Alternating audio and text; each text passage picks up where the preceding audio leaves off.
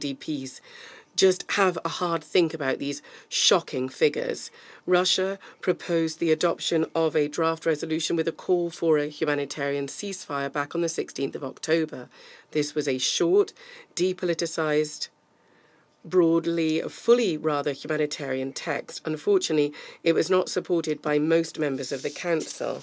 National and, frankly speaking, narrow, self-centred ideological and political interests prevailed over the aim of stopping a humanitarian disaster. Exactly 1 week ago, the US blocked the second attempt by the Council to produce a response to the horrific crisis by vetoing the draft humanitarian resolution that was prepared by Brazil. And they were the only ones who voted against our proposed amendments with a call for a rapid humanitarian ceasefire and a condemnation of all arbitrary attacks on civilians. It became clear from that that the US doesn't quite simply want for the UN Security Council decisions to have any kind of influence on a possible offensive by Israel in Gaza on the ground. That, along with gross violations of IHL, would risk provoking an even larger scale conflict in the region and possibly even beyond. Now, the US, trying to tamper the sharp criticism against it for using its veto, and this is from the international community, is trying to push through a kind of new draft plumped full of politicized, irrelevant and very dubious provisions.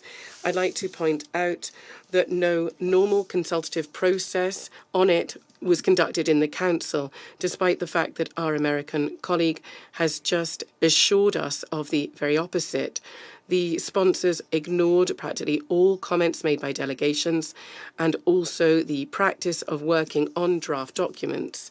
The American delegation directly refused other Security Council members the opportunity of consulting with capitals, establishing unrealistic urgent deadlines.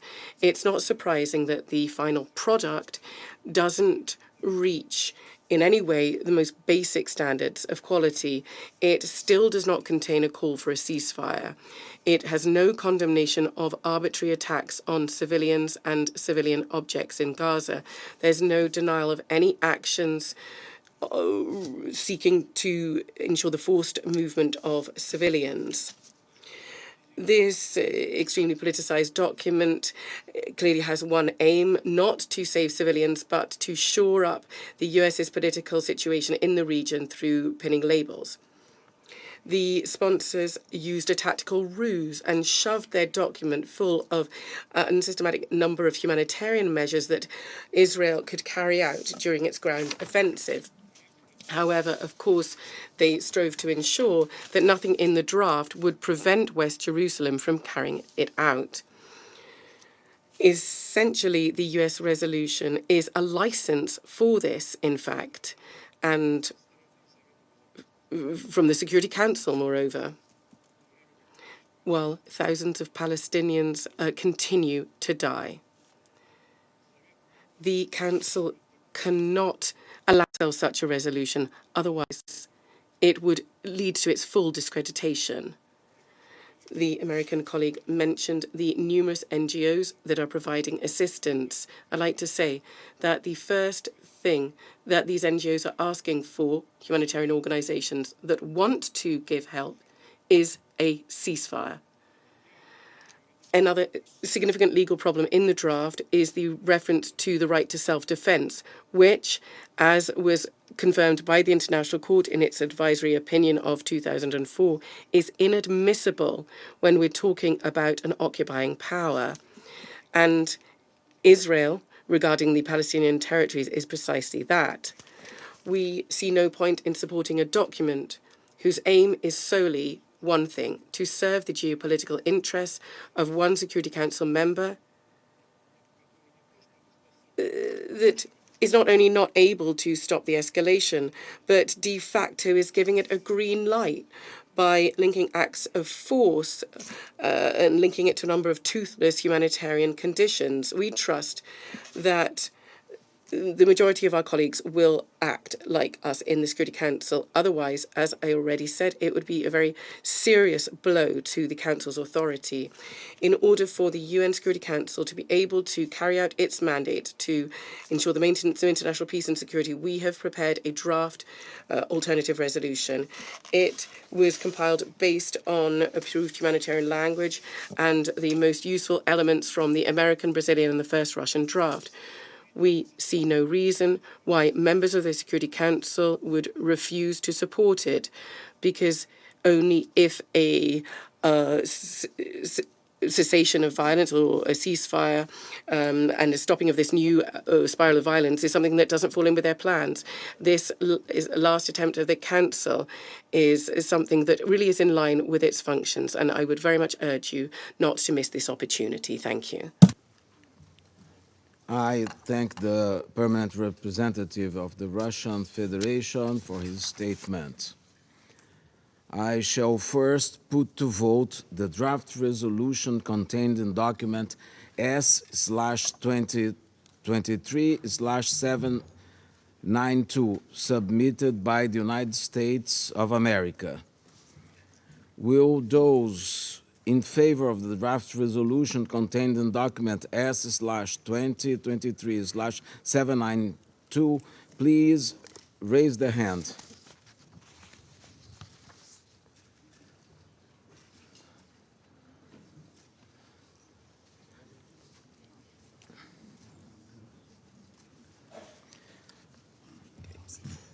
Okay. Votes, those against?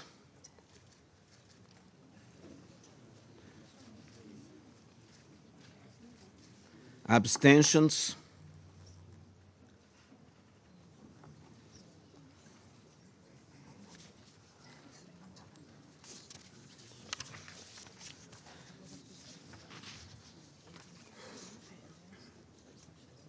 Has not been approved.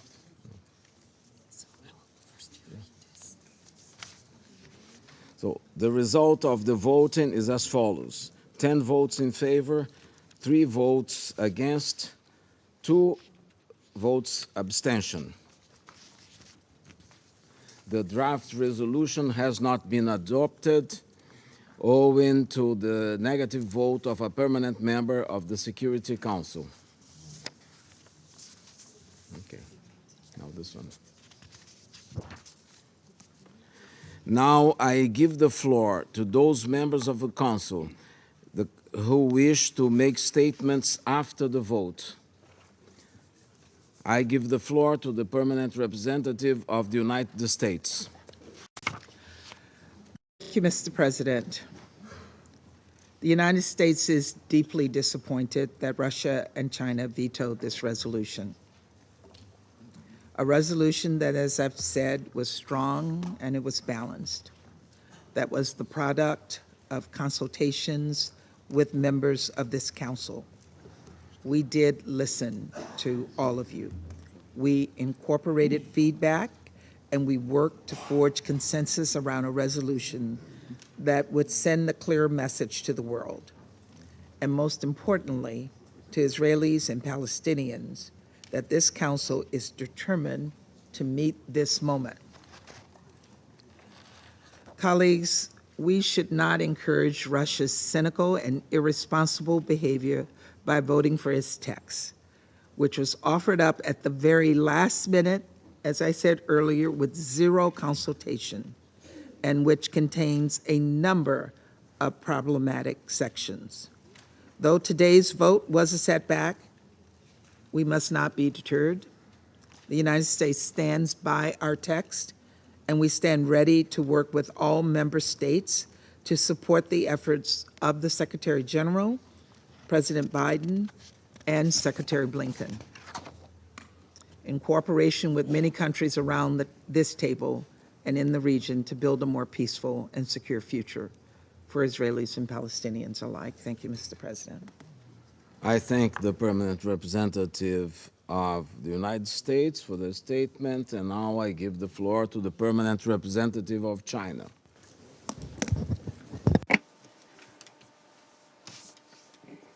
I thank you, Mr. President.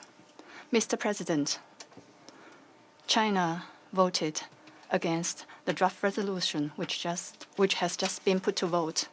This position is based on facts, based on law, and it is based on conscience and based on justice, and also based on the urgent cause of the entire world, in particular the Arab countries. We all recall that last Wednesday, a draft resolution focusing on the humanitarian situation in the Palestinian-Israeli conflict, emphasizing the protection of civilians and supported by an overwhelming majority of Council members, failed to be adopted because of a veto. On Saturday evening, the U.S. introduced a new draft text that set aside the consensus of the members and included many elements that were still deeply divisive and that went far beyond the humanitarian realm. Several members, including China, Russia, UAE, and Brazil, proposed amendments to the text. However, the proponent ignored the major concerns of all parties and made only cosmetic changes to the draft. And it was printed in blue in order to push the Council to vote on it. In terms of its content, the draft is seriously out of balance and confuses right and wrong. In terms of the approach, the draft was introduced in haste and lacked the consensus it deserved. In terms of its effectiveness, the draft does not reflect the world's strongest cause for a ceasefire, an end to the fighting, and it does not help to resolve the issue based on the above. The draft text is evidently not in a position to be adopted. Mr. President, China in no way opposes Council taking action. On the contrary, we have always strongly called for the Council to play a responsible role. What we oppose is that the draft resolution is evasive on the most urgent issue of ending the fighting, and that it has never been able to call for an immediate ceasefire in clear and in unambiguous terms. At this moment, ceasefire is not only a diplomatic term, it means the life and death of many civilians. If a resolution from the Security Council is ambiguous, issue of war and peace, it's irresponsible and it's also extremely dangerous. It's tantamount to paving the way for large-scale military action and giving the green light to further escalation of the war. China is by no means indifferent to acts that harm civilians. On the contrary, we strongly condemn at the first opportunity all violence and attacks against civilians and called for diplomatic efforts to promote the early release of the hostages. What we oppose is that the draft text does not call on the parties concerned to stop the indiscriminate and asymmetrical use of force, nor does it call for a thorough investigation into the heinous attack on the Al Ahli hospital. Such selective application of international law and double standards will only push more innocent civilians to the brink of death. China is by no means indifferent to the sufferings of the people in Gaza. On the contrary, we have always strongly called for the opening of relief corridors, ensuring humanitarian access and avoiding a humanitarian disaster. What we oppose is that the draft text selectively avoids referring to the root causes of the current humanitarian crisis in Gaza and fails to urge Israel to lift the full blockade of Gaza and to rescind the evacuation order for northern Gaza. Such an evasive approach will only accelerate Gaza's descent into an even greater humanitarian disaster. China is in no way denying Israel's security concerns.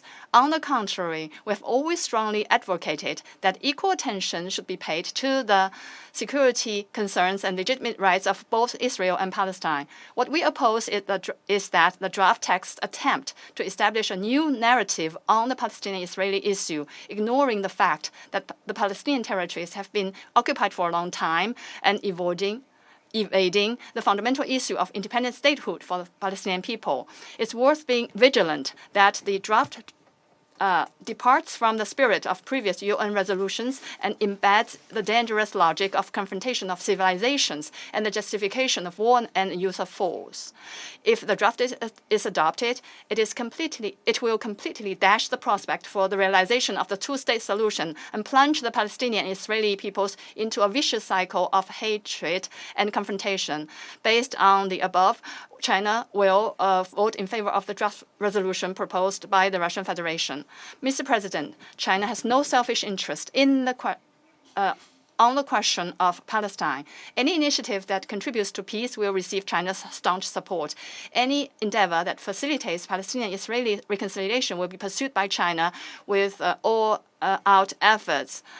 Since the outbreak of the new round of conflict, China has actively advocated that the Council take meaningful action and make binding decisions on the Palestinian-Israeli situation as soon as possible. We also emphasize that the action and decisions of the Council must respect facts of history, take the right direction, and reflect due responsibilities and accountability so as to ensure that they stand the test of morality and conscience. We are ready to continue to work with members of the Council and the international community to play a constructive role in putting an end to the fighting, protect civilians, avert further humanitarian catastrophes, and realizing a comprehensive, just, and lasting solution to the question of Palestine. I thank you, Mr. President. I thank the permanent representative of China for his statement, and I now give the floor to the permanent representative of Albania. Thank you, Mr. President. We thank the United States for their work and genuine efforts in narrowing as much as possible the differences in order to respond to the urgency of the situation on the ground. We welcomed a balanced draft which condemns the terrorist attack of Hamas and calls for the liberation of hostages, expresses sympathy for all innocent victims, reaffirms the right of states to self-defense in compliance with the obligations under international law, calls for the protection of civilians and for humanitarian pauses and humanitarian corridors to ensure unhindered humanitarian aid to those in need. It also welcomed the efforts of all regional and international actors to avoid a spillover and reaffirms the commitment for a political solution to the Middle East conflict. Albania deeply regrets the draft resolution was vetoed. Mr. President, we know perfection is the enemy of good. There are times when the urgency of the matter and the complexity of the issue ask for swift action, doing the best possible under the given circumstances, even though one would have liked and hoped for more. This draft was certainly one of those cases, because there is a time to draw a line in order to make actions matter, have the impact we are seeking. The U.S. draft may not have been ideal. We supported it as an improved and reasonable way forward at this time, at this very particular moment, responding to critical issues and urgent needs as the best possible way to condemn terrorism and to respond to the urgency to protect civilians and ensure humanitarian aid on the ground. Therefore, we deeply, deeply regret that the Security Council was prevented to decide on a text that provides for the urgently needed humanitarian pauses and humanitarian corridors. Mr. President and colleagues, this veto will not help the people in Gaza. It will not help those taken hostages. It will not help humanitarian workers, and it will not make it easier for the UN on the ground. And while, as the Security Council proves unable to take the right decisions, we know the result. Hamas and other terrorist and extremist groups will feel empowered because there is no international agreed condemnation. There is no global sanction of the unacceptable. Mr. President, despite successive failures, we must not lose hope. We cannot renounce, because it is not only our job, it is our responsibility. We will continue to work in good faith to have the Council act on this critical issue in a balanced and fair manner, discharge its responsibilities, but also maintain its deeply affected credibility. I thank you. I thank the permanent representative of Albania for his statement, and I now give the floor to the permanent representative of Ecuador. Gracias. Thank you, Mr. President. Colleagues, members of the Security Council, we voted in favor of the draft resolution which we have just had before us. The text was introduced after a negotiating process in which many members of the Council participated. The draft contains elements of great urgency and relevance. For example, the draft reaffirms the obligation to respect and comply fully with all obligations under international law,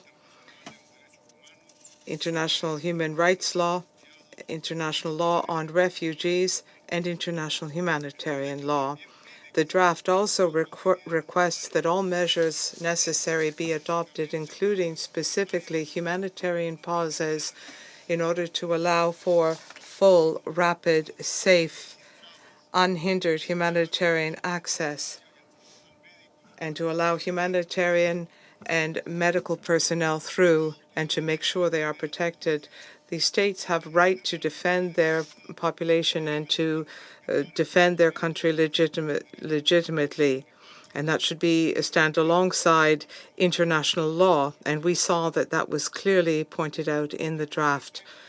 Mr. President, I'm convinced that each and every one of us, members of this Council, believe that the text could be improved upon.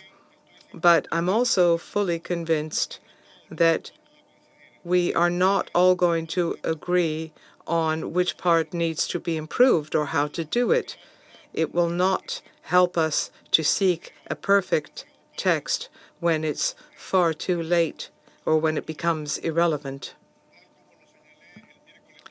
As I pointed out last Wednesday, we are convinced that the Council must not remain silent in view of clear threats to international peace and security, and with increasingly worsening humanitarian consequences. And therefore, Mr. President, once again, we regret that less than a week afterwards, we are unable to arrive at a majority decision within the Council because of the use of the veto. Thank you.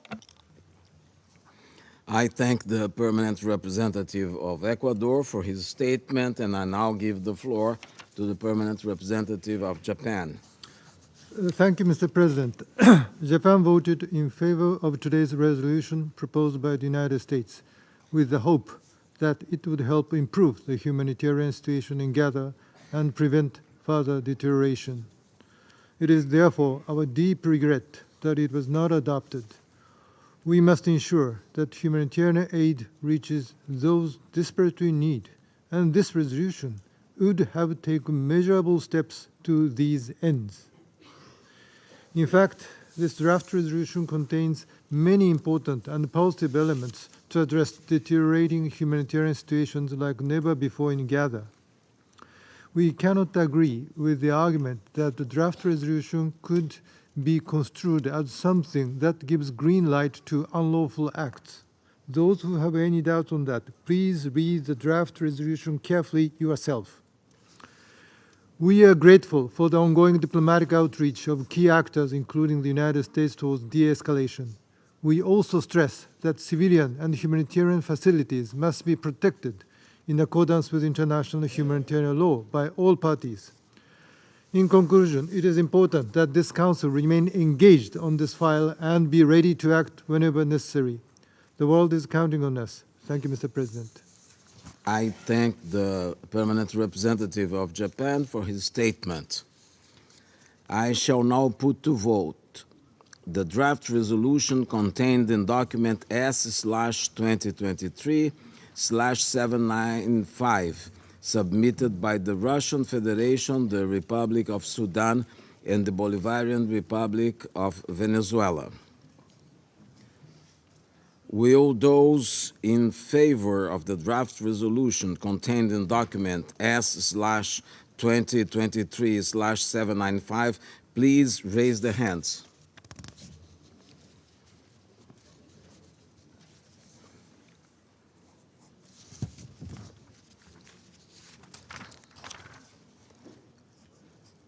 Those against?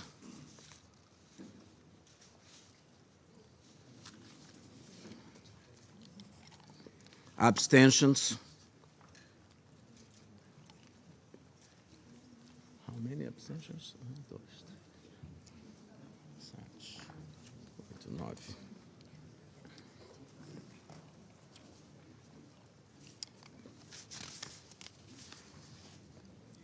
The result of the voting is as follows: 4 votes in favor, 2 votes against, 9 abstentions. The draft resolution has not been adopted, having failed to obtain the required number of votes. Now I give the floor to those members of the Council who wish to make statements after the vote. I give the floor to the permanent representative of the Russian Federation. Mr. President, we regret the fact that the Security Council was not in a position to use yet another opportunity given to it to respond to the unprecedented crisis in the Middle East. The reason why we believe the U.S. draft to be categorically unacceptable is something that I've already laid out in detail. It is very fortunate that members of the committee that have dug into their national positions were not brave enough to display strategic wisdom and support the Russian proposed text. Our Albanian colleague, who was astonished by the lack of condemnation for the terrorist attack, had an opportunity to correct that by voting in favor of our draft, but he clearly didn't read it carefully and didn't notice all the relevant parts of our text, and the inclusion of which he always emotionally talks about. We regret the fact that the Security Council did not meet the hopes pinned upon it. We sought to do everything we could to help this. Now, the challenge of preventing a further escalation in the area of the Israeli-Palestinian conflict stands with the GA. We support the draft resolution proposed by Jordan on behalf of the Arab group. Russia is one of its co-sponsors. We urge all member states to support that. Thank you very much. I thank the permanent representative of the Russian Federation for his statement, and now I give the floor to the permanent representative of the United States. Thank you, Mr. President. I'll keep this short because, frankly, it's not worth wasting any more time discussing Russia's bad faith resolution. Colleagues, the United States could not support yet another Russian resolution that was put forward with no consultation, that failed to reflect the realities on the ground. It is disappointing that Russia would rather try and score political points and further divide this Council than address the current urgent needs of Israelis and Palestinians. We all see that Russia is doing nothing to engage any of the relevant parties or support diplomatic efforts, including by the United Nations, to get more aid into Gaza. We'll say this again. The United States stands ready to work with all member states that are genuinely committed to advancing peace and security. We must put the interests of the region and the world above all else. Thank you, Mr. President. I thank the representative of the United States for his statement, and I now give the floor to the permanent representative of the United Arab Emirates. Mr. President, the UAE's votes today were strictly on the merit of the draft resolution submitted to this Council and how they tangibly respond to the dire situation in Gaza. We know what the most pressing humanitarian needs are. The UN and NGOs have been very clear. An immediate humanitarian ceasefire, the release of all hostages, safe, sustained, and at-scale humanitarian access, fuel for hospitals and desalination plants, water, and adherence to international humanitarian law. Yesterday, we heard dozens of statements imploring this Council to assign the same value to Palestinian life as it does to Israeli life. We cannot allow any equivocation on this point. There is no hierarchy of civilian lives. These must be the priorities of any resolution adopted by this Council. Furthermore, we cannot be silent on the question of forced displacement and the evacuation order. Crucially, the Gaza Strip is occupied territory. There should be no ambiguity about that. We still hope that forging consensus is possible, but clearly it will require more work. The stakes are too high. Civilians in Gaza cannot be abandoned. The Security Council must step up, as we have heard clearly from countless foreign ministers just yesterday. And that is the work that the UAE will turn to now. Thank you. I thank the permanent representative of the United Arab for her statement, and I now give the floor to the representative of Gabon. Merci, Monsieur le Président. Thank you very much, Mr. President. Gabon voted in favor of the two draft resolutions introduced respectively by the United States delegation and the Russian delegation to express our support for the Palestinian and Israeli people, as well as our commitment to peace. It is that commitment to peace and the desire to protect civilians that led us to vote in favor of the resolutions introduced by Russia and then Brazil on the 16th and 18th of October. Through this vote, my country is reaffirming its support for any initiative allowing human lives to be saved in order to improve the fate of civilian populations and to ensure de-escalation. Those references appear in both draft resolutions which Gabon supported, namely condemning terrorist acts which took place by Hamas against the Israeli people on the 7th of October, the right to guarantee civilian people and civilian infrastructures as well as protect humanitarian workers. The important need for supply of goods is absolutely necessary for the civilians in Gaza. The requirement to immediately release without any conditions all hostages, our commitment to a peaceful solution to resolve the Israeli-Palestinian conflict, as well as our commitment to a two-state solution.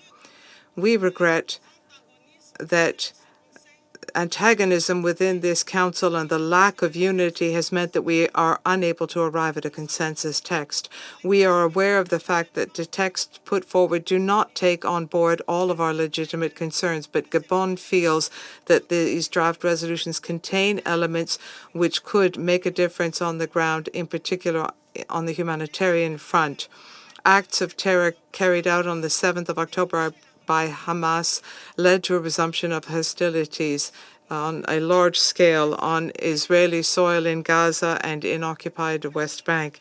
All of the indiscriminate bombings which have followed have led to an escalation of violence, the repercussions of which have been dramatic on the civilian population and have destabilized the region, and they require a response from the Council. Once again, Gabon is calling upon all parties for restraint to respect their obligations under international humanitarian law.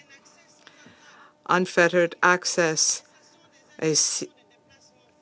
an end to forced displacement of people in Gaza, the opening of humanitarian corridors, the unconditional release of hostages will undoubtedly contribute to the calm that we all seek. We reiterate as well our call for a lifting of the blockade against Gaza and the cessation of hostilities, which would put an end to the despair that men, women, and children who are now facing as they stand before death. We support the Israeli victims, and it's crucial for those who are accountable for the acts carried out by Hamas to be brought to justice for their actions. We will continue to repeat it. The solution to the Israeli-Palestinian conflict is political in nature. Diplomacy, negotiation, and dialogue are the only ways the international community has to ensure that the legitimate concerns of both parties are respected.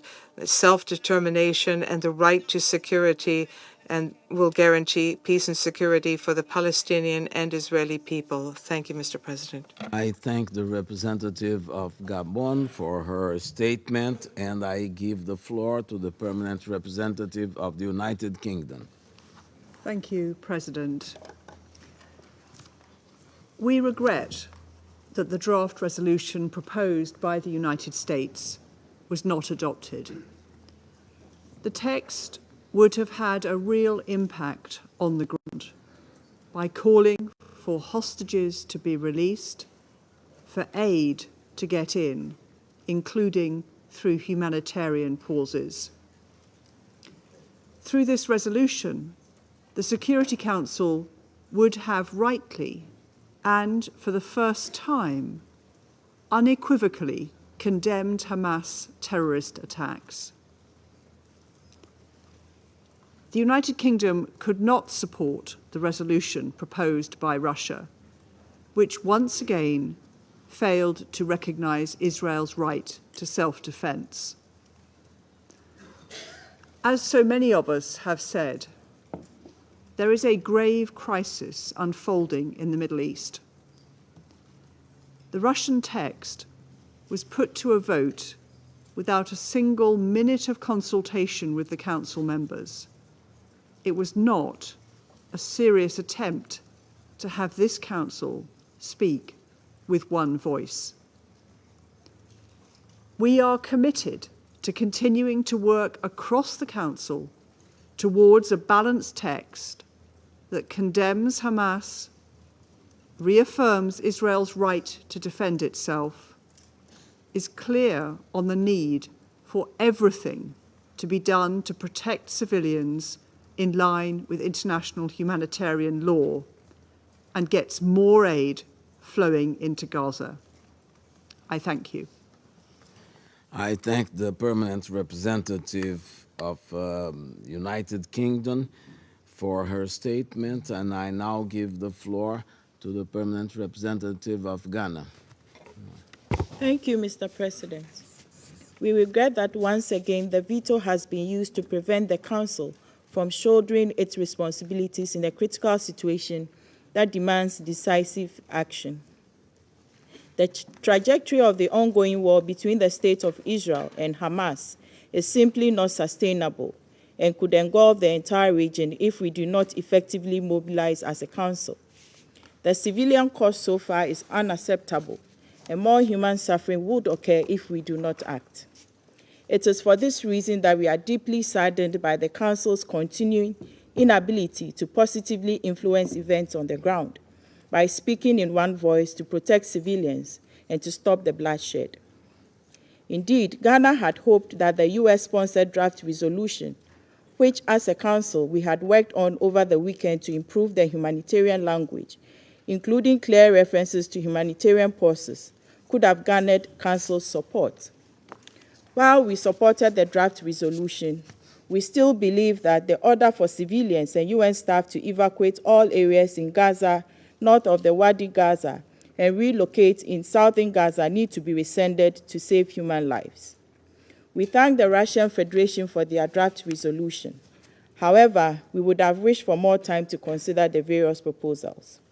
In concluding, we reiterate our call for all efforts to be directed towards de-escalating the rising tensions and for our actions to be guided by humanitarian considerations, even in this difficult and tragic moment. I thank you.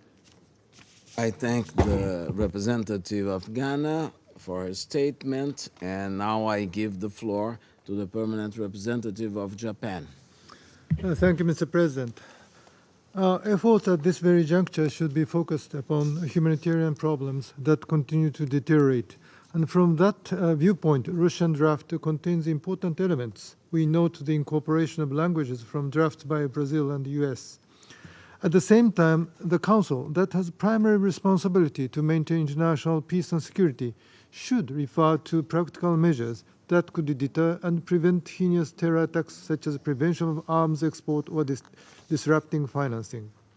We also think it is important for every member state I say, to recognize the right to defend itself and its people. Every member state, without distinction, has such right that has to be exercised in full compliance with international law. Thank you. I thank the permanent representative of Japan for his statement, and I now give the floor to the permanent representative of Ecuador. Señor Presidente. Mr. President, as I said yesterday, This Council must not become an arena for rivalry among its members. On the contrary, it should be a space for reconciliation, peace, and international solidarity. The proposed decisions of this Council should be seen as tools which will contribute to achieving our collective goals. They must not be an end in themselves, much less should they become political or media trophies. The text of a resolution must be decided on through, or cannot rather be decided on simply by the will of a single member without allowing for any comments from others.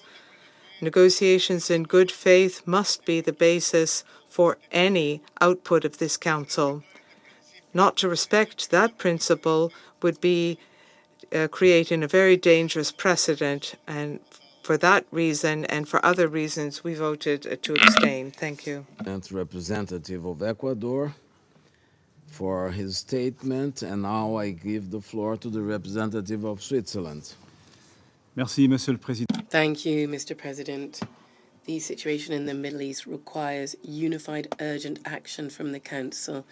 We have all talked about this since the unjustifiable, shocking actions perpetrated by Hamas on the 7th of October against innocent Israeli civilians that we firmly condemn. The priority is to protect civilians, rapid, safe and unhindered humanitarian access to Gaza, the release immediately of hostage, and pressure to be exerted on the parties to prevent a spillover and regionalization of the conflict. We voted in favor of the U.S. presented resolution because it represented, in our view, a first step taken by the Council towards achieving this, even if we call for clearer language, in particular on the protection of civilians. Switzerland abstained on the Russian presented text in the absence of a consultative process and a lack of desire to find consensus on the substance. Such a process would have enabled us to put forward alternative proposals on important parts and the way of mentioning the tragic events linked to the Al-Ali hospital.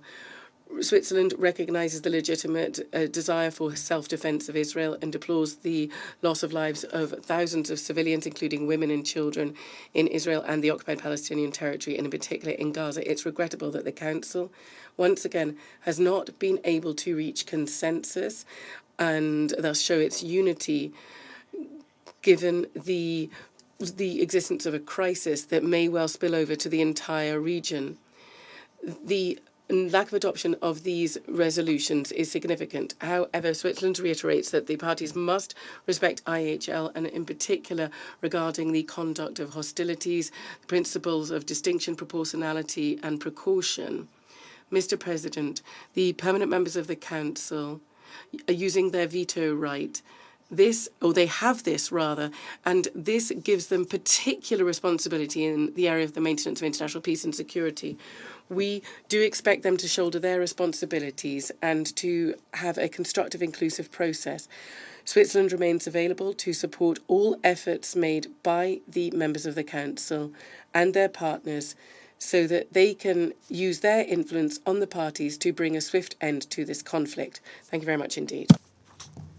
I thank the representative of Switzerland, and I now give the floor to the permanent representative of France.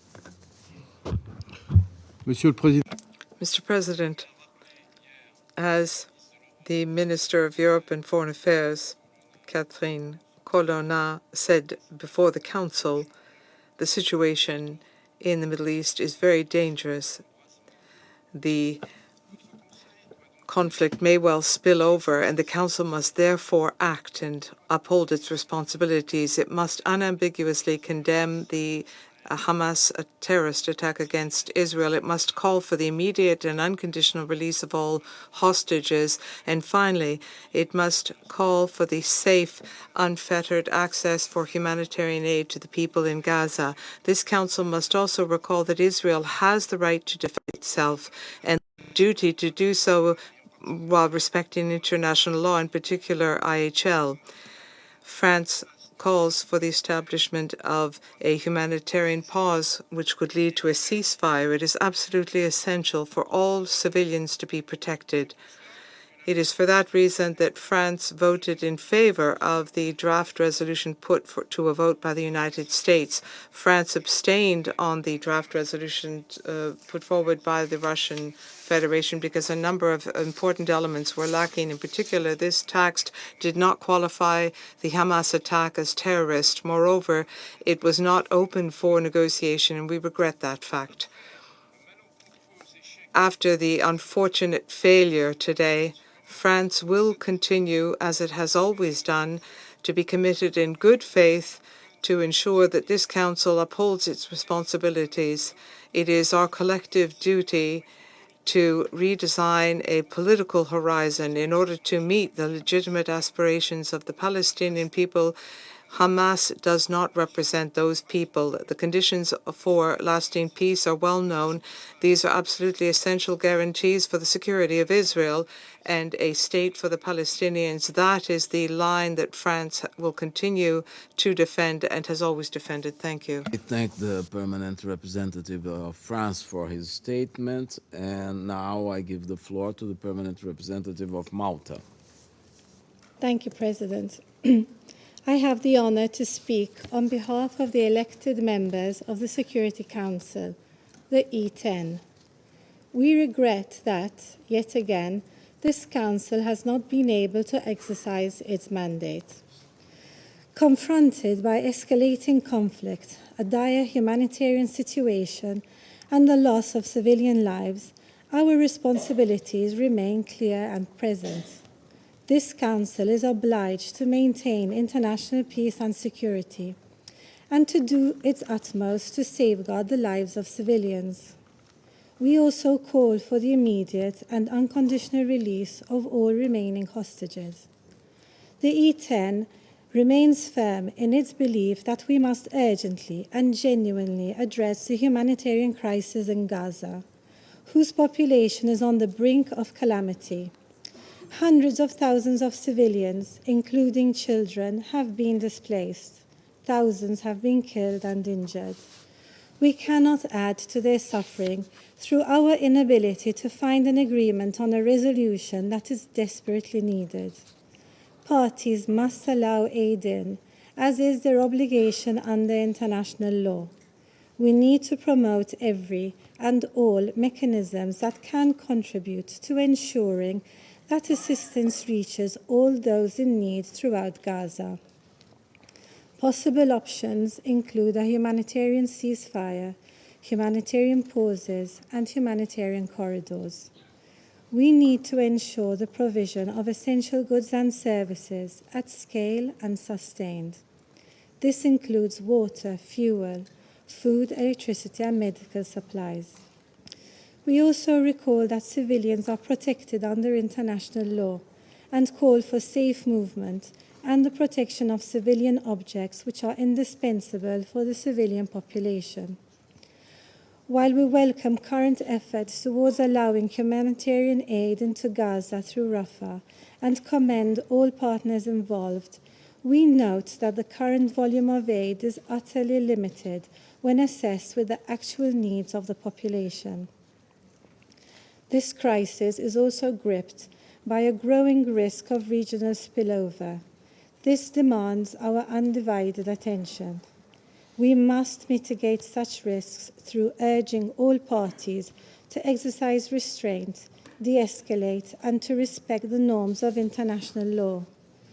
It is for this reason that in the coming days, the E10 will be working on a new proposal.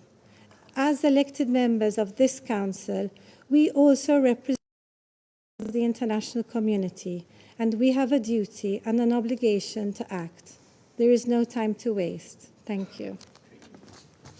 I thank the permanent representative of Malta, and I now give the floor to the permanent representative of Israel.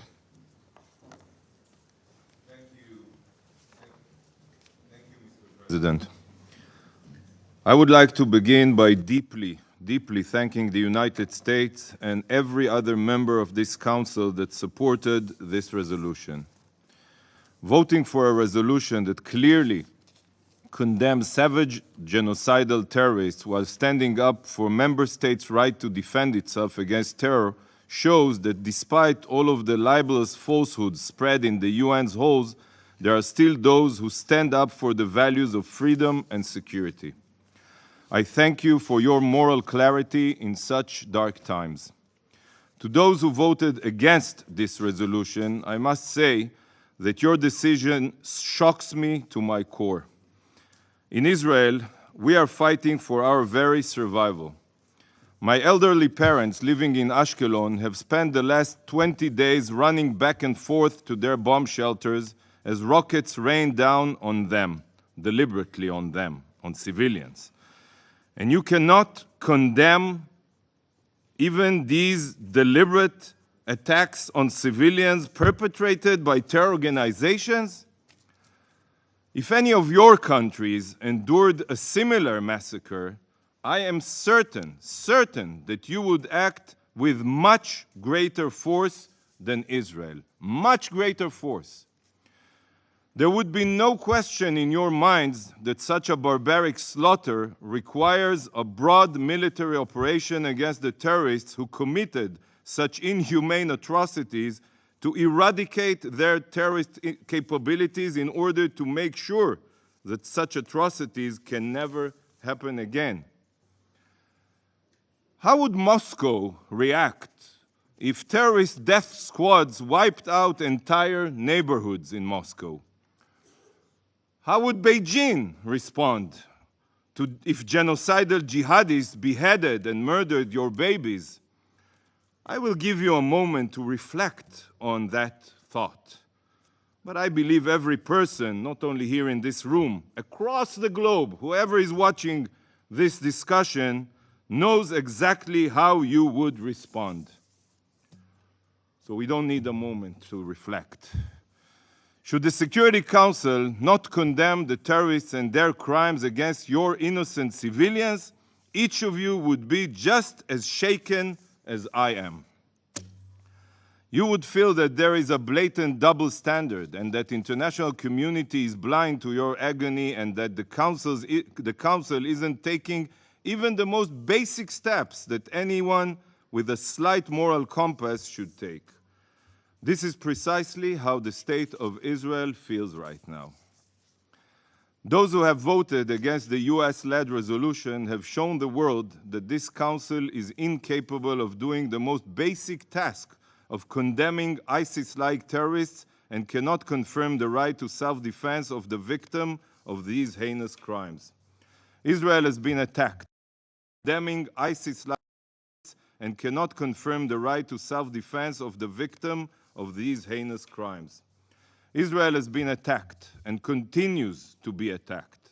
This is a fact. In the south from Hamas and in the north from Hezbollah. What a surprise.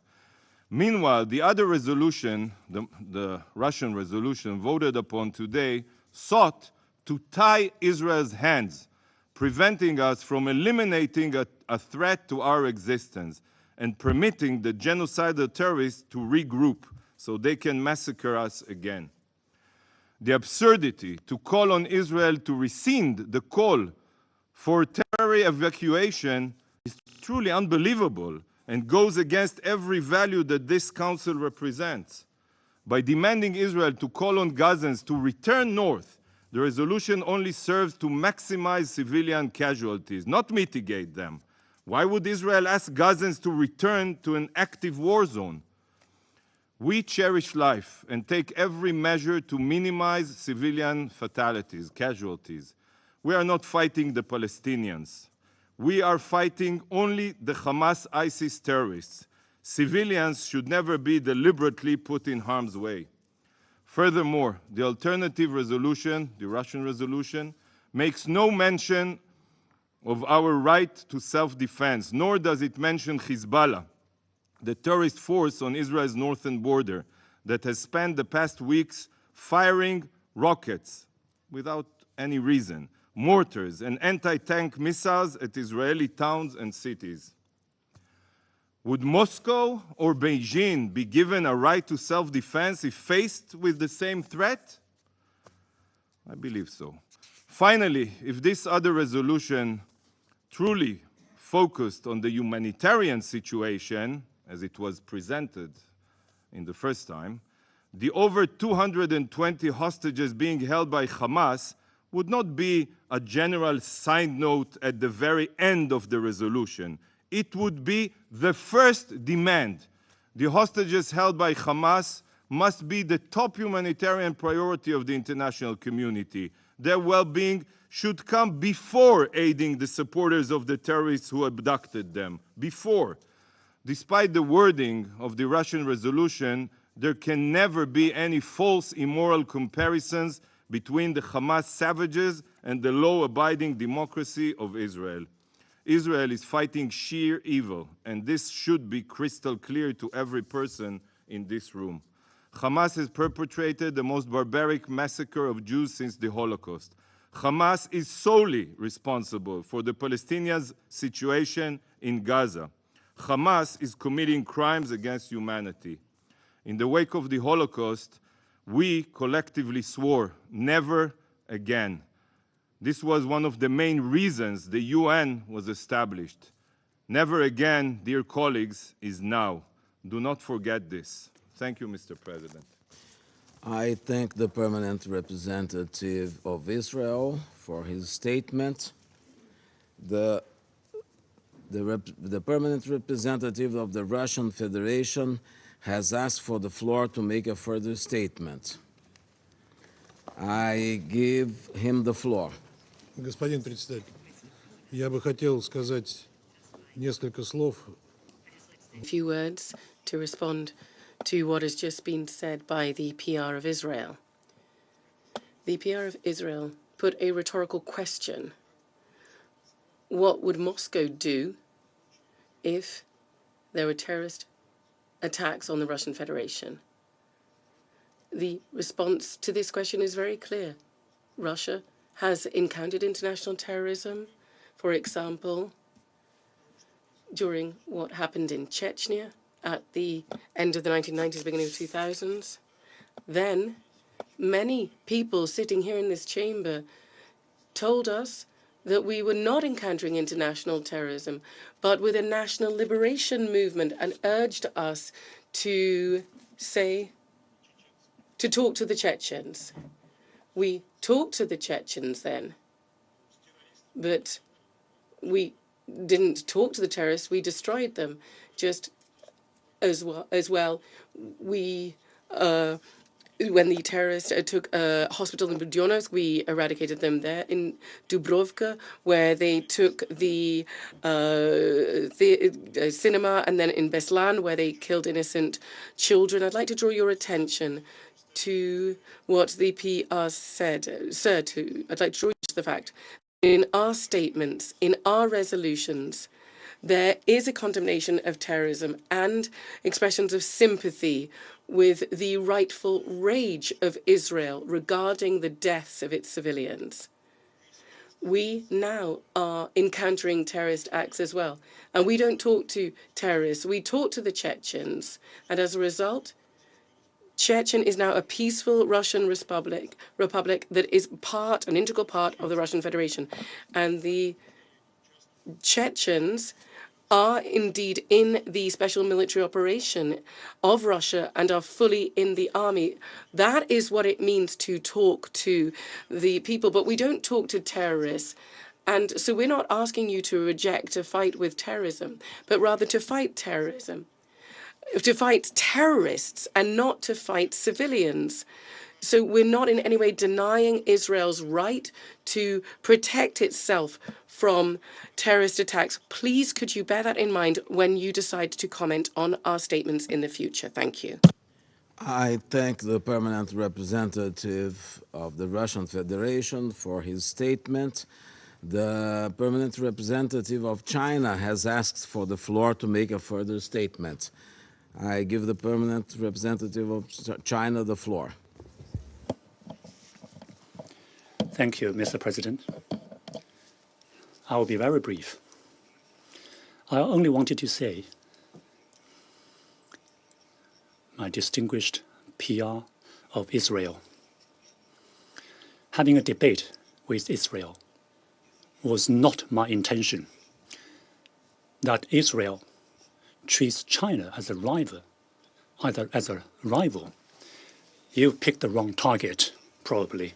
You should be aware that from the very start of this round of conflict between Palestine and Israel, China has unequivocally condemned all acts that harm civilians in violation of international law. When we refer to civilians, they include both Palestinian civilians and those of Israel. Second, regarding today's resolutions, you made some comments. I'd like to remind you that just last week, this council, there was a resolution before the council which contained elements that condemned Hamas attacks. China voted in favor of the resolution. However, that resolution was vetoed. Third, in my earlier statement, I made it abundantly clear. 是否认以色列的安全关切，相反，我们一直主张同等 legitimate concerns. However, we emphasize equal attention to the legitimate security concerns and legitimate rights of both Palestine and Israel in the current circumstances. When we try to deal properly with this round of the conflict between Palestine and Israel, we cannot deny that the rights of the Palestinian people have for a very long time not been properly guaranteed. And the only way out, we believe, is the two-state solution. But that has not been properly settled. So let's be frank, let's be honest, face up to facts, and put aside differences and join forces to handle well the prevailing issues and also to chart a path whereby both Palestinians and Israelis can live in harmony, tranquility, peace, and happiness. I thank you, Mr. President. I thank the permanent representative of China for his statement. There are no more names inscribed on the list of speakers. The meeting is adjourned.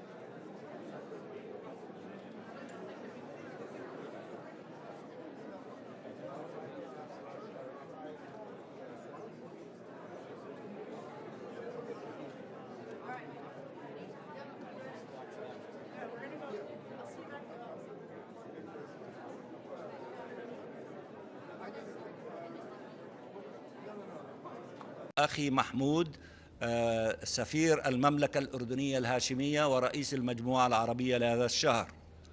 ونحن في هذا الصدد نحيي الأمين العام على موقفه الشجاع والمبدئي وعلى سلوكه المبدئي بالوقوف خارج معبر رفح ينادي من أجل مفتح المعبر وهدنة إنسانية لإنقاذ حياة ملايين الفلسطينيين في غزة.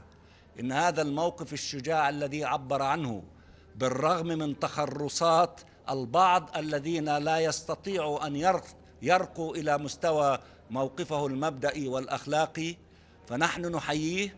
وكما قلت باللغة الإنجليزية أصبح أكثر شعبية من أي شخص آخر في فلسطين، في غزة، في كل الدول العربية وربما في كل أركان الكرة الأرضية.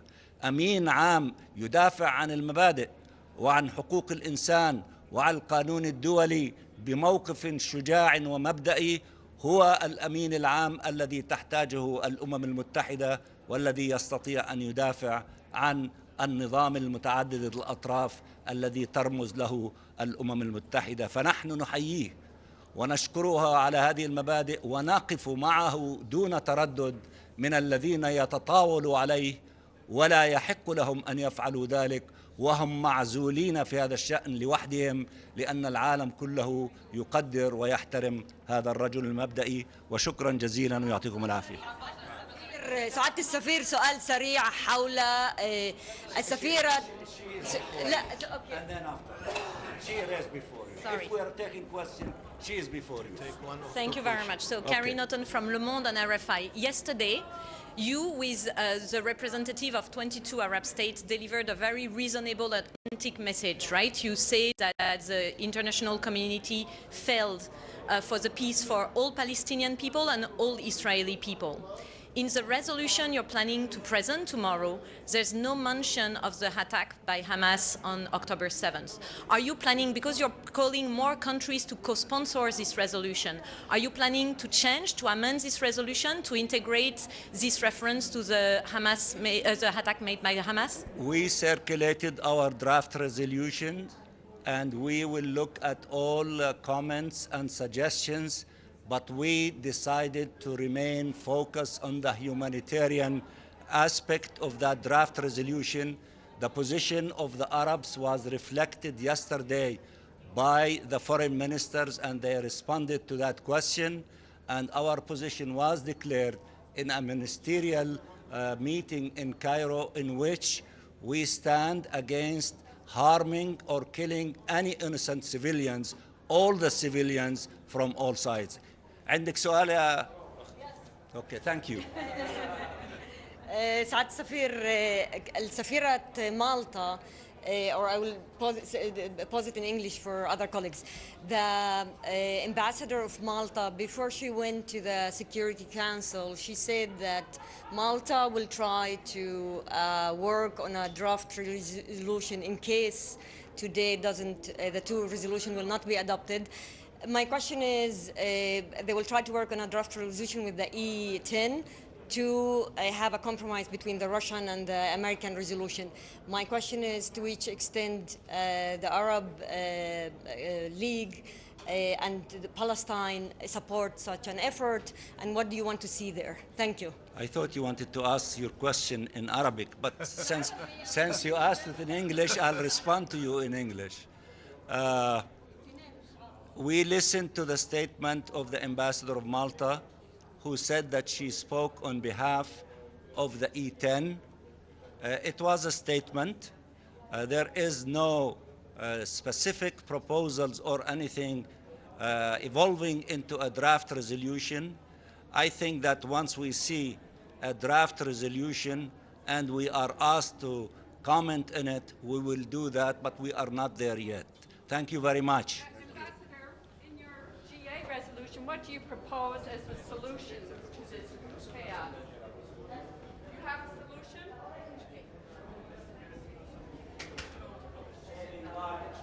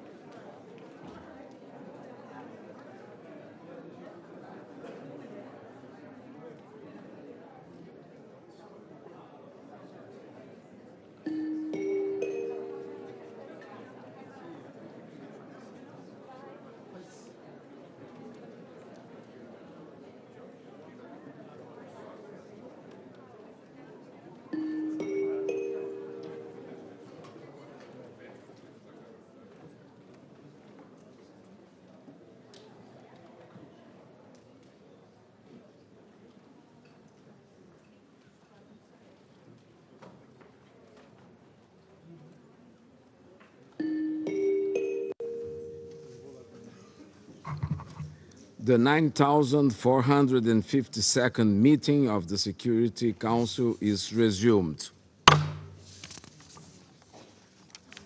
I wish to remind all speakers to limit their statements to no more than 4 minutes in order to enable the Council to carry out its work expeditiously.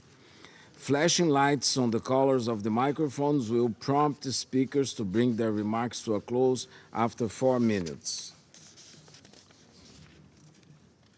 I now give the floor to Her Excellency Keisal Peters, Minister of Foreign Affairs and Foreign Trade of St. Vincent and the Grenadines. Thank you.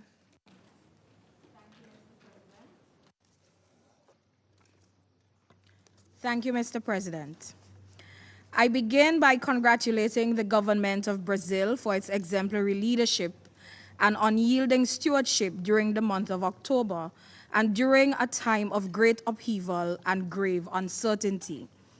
I also thank our distinguished briefers for their presentations.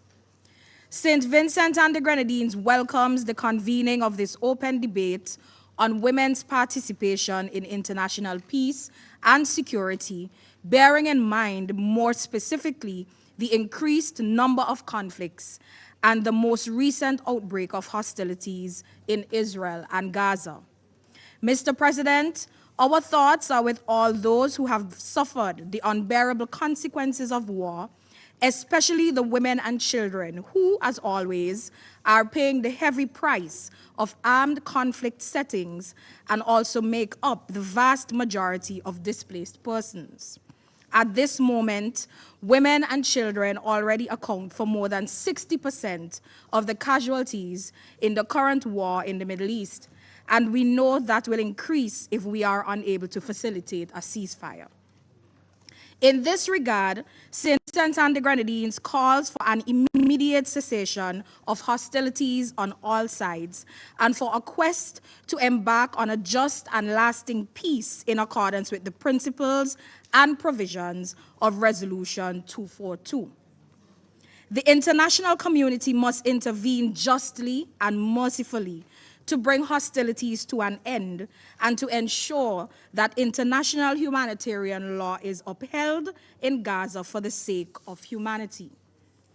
Mr. President, as we commemorate the 23rd anniversary of Resolution 1325, let us be mindful that the primary objectives of the UN Charter are to save succeeding generations from the scourge of war, to reaffirm faith in fundamental human rights, and to promote social progress and better stares of life in larger freedom.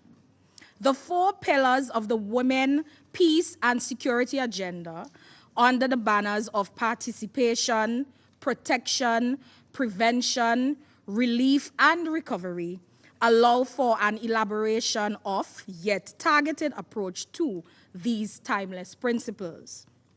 Today, we take a moment to contemplate the progress we have made as a global community and the obstacles that still lie ahead. But we do so especially mindful of the women and children in the conflict-affected countries.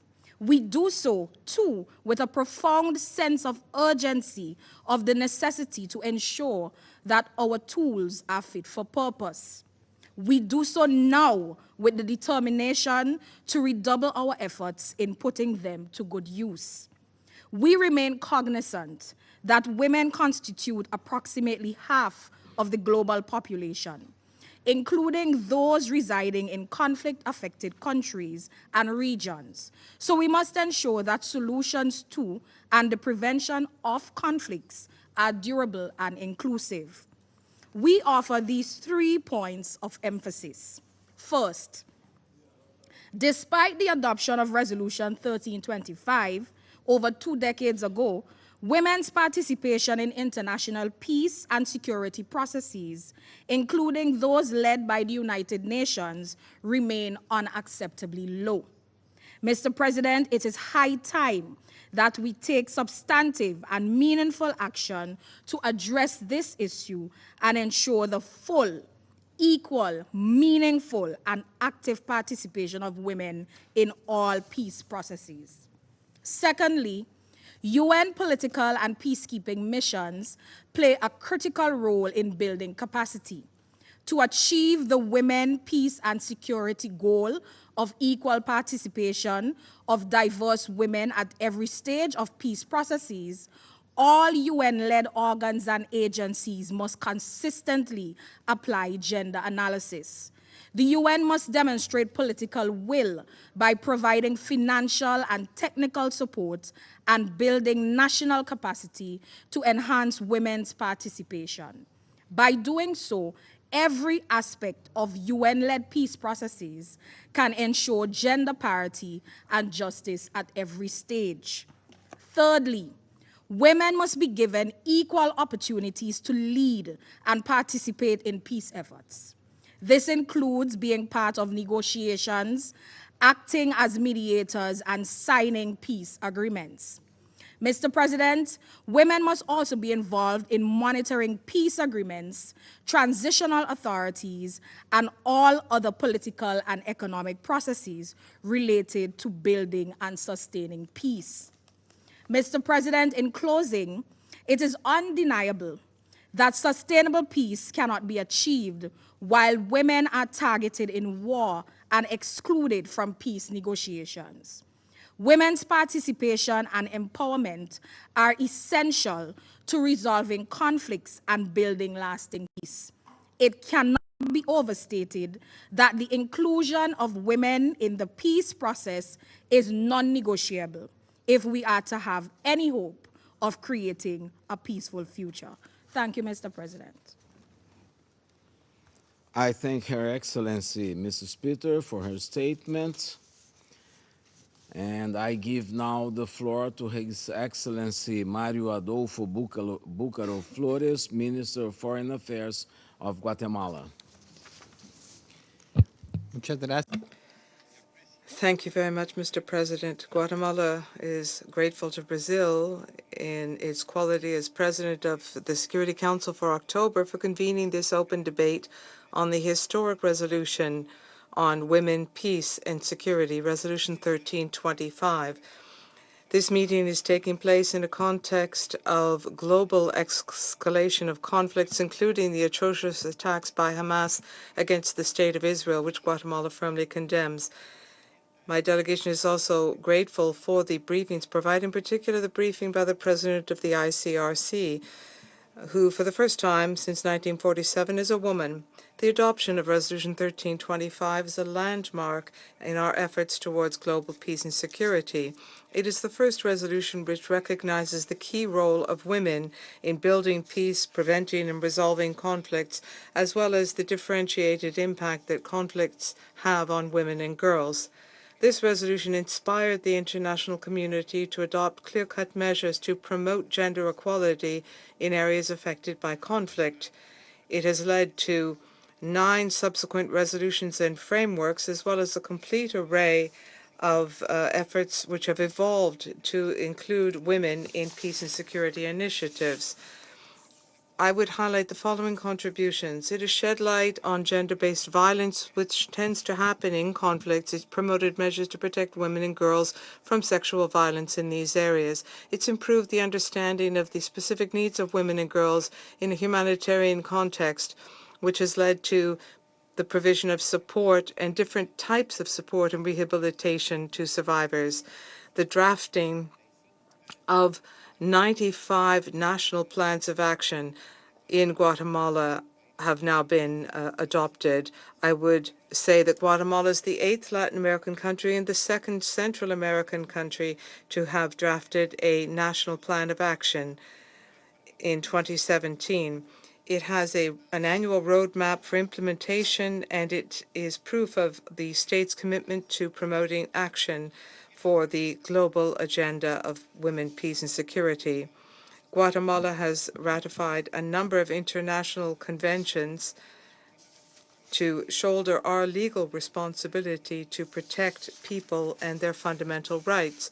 The protection and promotion of women's human rights by the state of Guatemala is based primarily on the CEDAW Convention, on the Beijing Platform of Action and the SDGs. I would also underscore the fact, Mr. President, that today we are committed to involving women in peacekeeping operations, and we recognize the need to increase the number of women. So far, Guatemala has deployed 372 women. 22 have participated as military observers, 6 as staff officials, 158 in the military police contingent in Haiti, and 186 in the Special Forces contingent in the DRC. Mr. President, at this 23rd anniversary of the adoption of this resolution, we recognize progress achieved by member states as well as the challenges ahead. We must prioritize the needs of women in conflict and post-conflict situations. We must bring those individuals, either perpetrators or masterminds of violence against women, to justice. We must make sure there are economic opportunities for women who have become victims. To achieve sustainable peace, we need the full and meaningful participation of women in the decision-making process and in peace building. We encourage this Council to continue to take the necessary steps to promote Resolution 1325 and to implement it in practice effectively. All member states of this organization must continue to promote and protect the rights and needs of women in conflict situations, and together we hope to see progress before we celebrate the 25th anniversary of this historic resolution. Thank you very much, Mr. President. I thank His Excellency Mr. Búcaro Flores for his statement, and I now give the floor to His Excellency Lord Vaea, Minister of Internal Affairs of Tonga. Mr. President, I wish to congratulate Your Excellency for taking the chair. And I am pleased to address the Security Council for the first time on the anniversary of the landmark United Nations Security Council Resolution 1325 on the theme Women's Participation in International Peace and Security from Theory to Practice. Peace and security for Tonga means the security of the people from a variety of widespread and cross-cutting challenges to the survival, livelihood, and dignity of the people. The impact of intersecting crises of climate change, COVID, disasters, including the volcanic eruption of January 15, 2022 in Tonga, creates a variety of insecurities that we are, as a community of people, must address. The adoption by Pacific leaders of the Boe Declaration in 2018 and the 2050 strategy for a blue Pacific continent recognizes a comprehensive approach to security. Tonga's national women empowerment and gender policy, as well as the Pacific Platform for Action for Gender Equality and Women's Rights, further create an enabling environment for mainstreaming gender across government policies. Programs and services, including budget allocations, aligns well with the goals of a women's mediators networks. We propose for the United Nations Security Council to support climate change to include increased collaboration with the Peace Building Commission, other intergovernmental entities, the United Nations system, and civil society to better support conflict prevention efforts. The appointment of a special representative of the Secretary General on Climate and Security and the deployment of a dedicated staff, such as the Climate Security Advisors. leveraging existing mechanisms such as the Climate Security Mechanism, integrating climate data in early warning system and other data and reporting tools, including regular reporting to the United Nations Secretary General, to the United Nations Security Council, incorporating climate risks in mandates of peacekeeping and special political missions, and encouraging climate-informed mediation, peacekeeping initiatives, and peace operations, among others. In conclusion, we look forward to continuous engagement with member states, civil society, and development partners in addressing comprehensive crisis facing the Pacific in our own way, that translate and build on our community and traditional ties. And may we translate women's participation in international peace and security from theory to practice. Mr. Chairman, I thank you. I thank His Excellency Mr. Vaya for his statement. I now give the floor to His Excellency Mr. Ahmed Attaf, Minister of Foreign Affairs and National Community Abroad of Algeria. Mr. President, my delegation thanks you for convening this debate and allowing us the opportunity to discuss women, peace, and security, which is a topic that my country has included among its top priorities for our next membership and mandate in this council. 23 years have passed since this council has adopted the historic resolution 1325, which has enshrined the international community's recognition of the pivotal and vital role of women, in particular in the prevention and mitigation of conflicts, and in many cases, and in most cases, in developing peaceful settlements and sustainable settlements. In this context, my delegation welcomes the progress achieved in implementing the provisions of this important resolution, in particular, as they relate to including the Women, Peace and Security agenda increasingly in the work of our United Nations and its different subsidiary organs on both the regional and national levels as well. For Algeria, and affirming the statement of the President of the Republic, Mr. Abdelmajid Tebboune, during the high-level week of the General Assembly last September, my country has adopted last July a national action plan in order to contribute to the achievement of the purposes of this Security Council resolution that aims to promote the status of women in peace processes and security, and women's effective role in achieving peace everywhere, at all times, and under all circumstances. Algeria proudly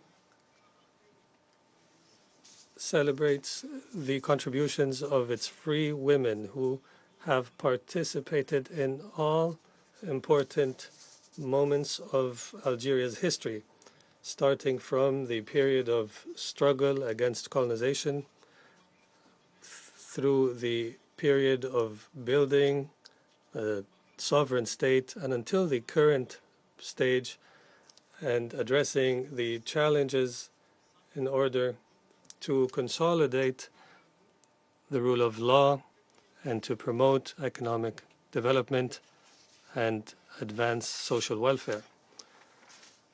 There is no doubt that the adoption of our National Action Plan that aims to implement Resolution 1325 as stipulated in the fourth recommendation of the UN Secretary General's most recent report on the topic will highly affect this trend and will consolidate the gains achieved by Algeria in this context, in particular as it relates to the following. One, promoting the recruitment of women in the security and military sectors in order to achieve their effective participation in the maintenance of security and stability. Second, supporting the appointment and promotion of women in leadership positions in security sectors. Third, increasing awareness of women and men of the importance of women's participation in the security sector. Fourth, promoting the participation of women in the different national institutions as well as regional and international as related to peace and security. Fifth, training, leading staff members of women in security and military fields on the skills for negotiation and conflict management in order to participate in the regional international operations to preserve peace. Six, in developing a database of the qualified and experienced women in the area of negotiation and peacekeeping.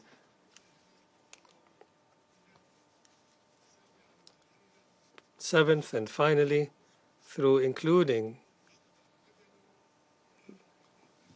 women active in civil society. Mr. President, Algeria, as other nations, is not immune from the implications imposed by regional and international developments. In particular, what is witnessed in El Sahel, where we witness an unprecedented crisis because of the increase and extension of hot pockets and crises and conflicts threatening peace and security and stability from the Red Sea to the Atlantic. Accordingly, the action plan adopted in my country through its main three pillars, participation, prevention, and protection, represents a proactive strategy and preventive strategy that aims to advance the status of women in society and through recognizing women's role in the area of peace and security, in particular through supporting women's participation in negotiation and peacekeeping operations and peace building in a sustained manner. In conclusion, I pay tribute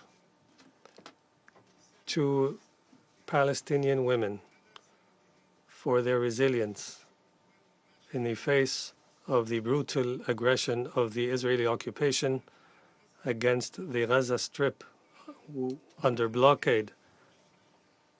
We salute their resilience in the face of all plots being sown against the Palestinian question. And I also pay tribute to the resilience of Sahrawi women in defending the Sahrawi people's right to self-determination. And from me personally, I would like to express admiration and respect and appreciation for all the free men and women of the world for the sacrifices they offer and the burden they carry in order to leave their impact and effect within their circles in order to establish peace and security and stability. Thank you, Mr. President. I thank His Excellency Mr. Ahmed Attaf for his statement, and I'll give the floor to Her Excellency Ms. Elizabeth Taylor-Jay, Vice Minister of Multilateral Affairs of Colombia. Muchas gracias. Thank you very much, Mr. President.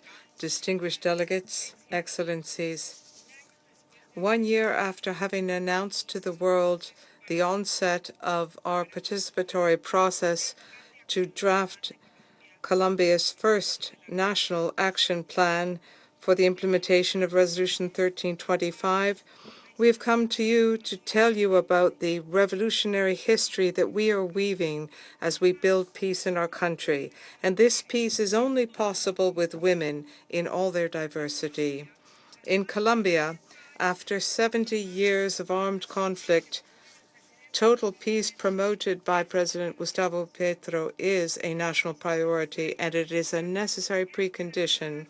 In order to achieve it, we must ensure the participation of women as they build this peace. We cannot deny that war has permeated their very being. It has changed their life plans. It's transformed their realities. It has marginalized them. And it is for that reason that the Women, Peace and Security agenda is something that we see as a necessary tool to defend women's diversity and women's lives. Mr. President, distinguished delegates, we are very proud of the work done over the past year after more than 2 decades where the women of our country were walking alone without the support of the state to put forward Agenda 1325. Today we are changing that reality. We are pleased to announce that we have finalized a lengthy participatory process in drafting our national plan of action. More than 1,500 women in all their diversity in 20 different fora told us about their experiences, shared their stories, and they shared their vision about the future. Some countries have underscored my country's efforts. Undoubtedly, we see this as a milestone and a legacy we leave to the rest of the world. I would highlight with pride the work I've done with women, Afro-descendant women, Black women, Raíces and Palenquera women, indigenous, lesbians, bisexuals, trans, queer, rural women, peasants, the signers of the peace agreement. In 2016, those who lived on the borders of our country, women with disabilities, and women who'd been deprived of their freedom. Through meetings at the grassroots level, we listened to women who had lived in areas where the armed conflict was most present. We approved the themes of our plans, and we listened to them to draft recommendations to be implemented at the grassroots level. We established a national forum bringing together more than 230 female leaders. In alliance with our institutions, we are now defining the indicators and the budget which will facilitate implementation in the short, medium, and long term. And moreover, over time, we will measure the real impact on the lives of all Colombian women through a monitoring and control follow-up mechanism in each of the territories. This process, per se, is proof of the immeasurable power of political participation and the empowerment of all women in our country. But we did not achieve this alone. A feat of such caliber has only been possible thanks to the constant and decisive support of UN Women and other organizations and UN agencies, the OAS, and countries such as Sweden, Norway, Ireland, Canada, Switzerland, the UK, and the United States. Excellencies, our heroines are the women of our country, living in their territories in the far reaches of Colombia, women in all their diversity who have stood together to protect their rights. Thanks to this shared work, the work of Colombian women's organizations, We are really changing our country. Today, the gender approach, the voices, the experiences, and the impact of women, of female youth, of girls is cross-cutting through all of the peace processes and discussions taking place in Colombia. I have come here today to invite you to breathe new life into the work of this council. Our own experience is proof that the peace and security agenda requires, even demands, a gender approach, a cross-cutting approach, a territorial and a human approach in order to be truly effective. In Colombia, we are convinced that the time has come to look to new horizons, to meet current challenges, to understand security from a human security standpoint with a gender perspective, and I invite you to see the resilience of women in all of their diversity and use that as the basis for building total peace in the world which we desire and need so much. Thank you. See Ms. Elizabeth Taylor-Jay for her statement. And I'll give the floor to Her Excellency Ms. Sanja Stiglic, State Secretary for Political and Multilateral Affairs and Development Cooperation of Slovenia. Thank you, Mr. President, and I thank Brazil for organizing today's debate and briefers for their valuable contribution. Council's Resolution 1325 did much more than recognize the vital contribution of women in peace and security. Together with succeeding resolutions, it set up a strong normative framework to increase the participation of women and incorporate gender perspectives in all peace and security efforts of the UN. The world has changed since then, regrettably not for the better. Violent conflicts are raging around the globe at the highest rate since the Second World War. The number of women and girls living in conflict-affected regions has risen by staggering 50% since 2017. The current dire situation in the Middle East will only further exacerbate these numbers. In all conflict situations, we call for full respect of international law. We are not on track to achieve the SDG 5 by 2030, and we know that conflicts amplify the existing inequalities and disproportionately affect women and girls by food insecurity, displacement, sexual and gender-based violence, human trafficking, and disrupted access to health care, among others. Slovenia will respond to these challenges by increasing the share of its development assistance for gender equality and women's empowerment to 85% by 2030, in line with our feminist foreign policy approach. Even though current situation does not give us many reasons for optimism, we must forge ahead, and we have seen some progress when it comes to accountability. And there are positive trends in peacekeeping. In this respect, we welcome progress of Department of Peace Operations on achieving targets of the Uniform Gender Parity Strategy and encourage further efforts on gender parity in military contingents. Mr. President, Women, Peace and Security Agenda can only be realized with a strong political support and partnership with all relevant stakeholders, including regional organizations, civil society organizations, and peace builders. Participation remains one of its key components. We are far from achieving the goal of full, equal, and meaningful participation of women in peace and other processes. Inclusive processes are key for ending conflicts and creating a lasting peace. United Nations, including this Security Council, must lead by example. It needs to include gender dimension issues in its work more systematically. This includes all relevant country and thematic consultations. New mandates or mandates renewals should include gender-specific provisions. As recent decisions in this room show, there is space for improvement also in the Council's work on sanctions, especially by including sexual violence as a designation criterion. We commend the increase in women briefers in the recent years. We strongly condemn any attempts to intimidate and silence them. They must be able to return to their homes and their work safely. The United Nations and member states must work to prevent and address any retaliatory measures against them or their family members.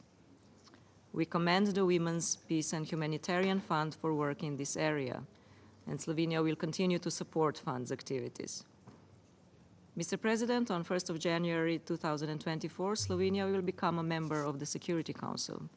For the second time, we will serve with the same dedication and the same sense of urgency as a voice in support of the half of the world's population that is left behind. Slovenia will join the shared commitments on women, peace and security, and looks forward to working with partners on strengthening implementation on all aspects of the WPS agenda. Thank you, Mr. President. I thank Her Excellency Ms. Senia Stiglik for her statement, and I'll give the floor to Her Excellency Ms. Irina Mudra, Deputy Minister of Justice of Ukraine. Mr. President, we thank Brazil Presidency for calling this open debate and thank all briefers for their comprehensive presentations. Delegation of Ukraine aligns with the statement delivered by the group of Friends of Women, Peace and Security, and statement on behalf of the European Union, and we would like to make a few remarks in our national capacity. Today's event marks the anniversary of the adoption of the UN Resolution 1325, aimed at promoting women's access to decision-making positions so that women can play their role as agents of change in security and defense structures. As an elected Security Council member for 2000-2001, Ukraine was involved in the preparation and adoption of 1325 resolution, and as a state remains committed to its promotion, including relevant supplemental resolutions. Ukraine is implementing the second National Action Plan for the Resolution 1325, amended and updated in December 2022, to address current needs, also taking into account the full-scale Russian aggression. The current updated National Action Plan recognizes that women in Ukraine must be actors and agents in the ongoing war, as well as in the recovery and reconstruction of the country. For our country, the topic of today's discussion is of paramount importance amidst devastating gender-related consequences of the ongoing Russian armed aggression against Ukraine. Throughout our repeated calls for the full respect of the United Nations Charter and international law, Ukraine has sought to place victims and survivors at the heart of all efforts, and ensuring survivors non-discriminatory and comprehensive access to essential services, including sexual and reproductive health care services and mental health and psychological services, as well as to gender-responsive justice. Such decisions were not arrived at by chance.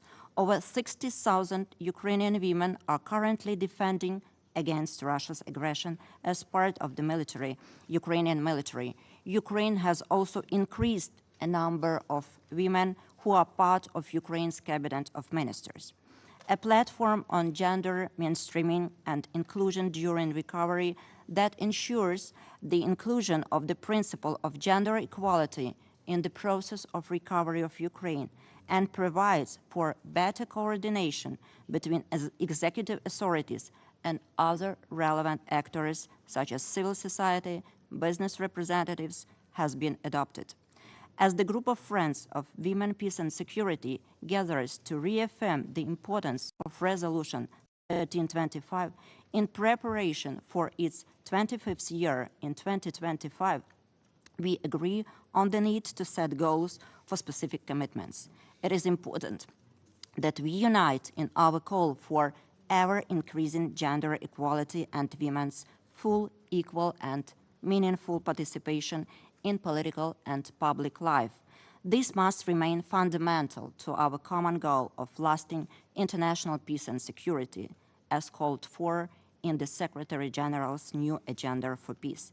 To that end, we urge all member states to continue to protect and promote women's human rights and ensure the full, equal, and meaningful and safe participation and leadership of women in all aspects of peace and security with a target of 50%. Support to women organizations and activists is critical in this regard. In conjunction with this target must be the effective prevention and response to all forms of sexual and gender-based violence and discrimination. At the Nairobi Summit on International Conference on Population and Development 25, Ukraine pledged to end gender-based violence and to eliminate all forms of discrimination against women and girls by the year 2030. Towards achieving this goal, the government of Ukraine has since criminalized domestic violence, formed special police units trained to address situations of domestic violence, introduced the practice of emergency protection orders and shelters, and criminalized the failure to comply with such orders. After the occupation of a number of territories of Ukraine, we were faced with massive atrocities, including rapes and other forms of conflict-related sexual violence committed by Russian military against the civilians. At this stage, it is impossible to find out how many Ukrainians have been subjected to these brutal crimes, given that these violations are barely reported. The first cases of sexual violence committed by Russian soldiers against Ukrainian women, girls, men, and boys were recorded there, as documented by the Independent International Commission of Inquiry on Ukraine and the United Nations Human Rights Monitoring Mission in Ukraine. To address and prevent conflict-related sexual violence, the framework of cooperation between the government of Ukraine and the United Nations was signed.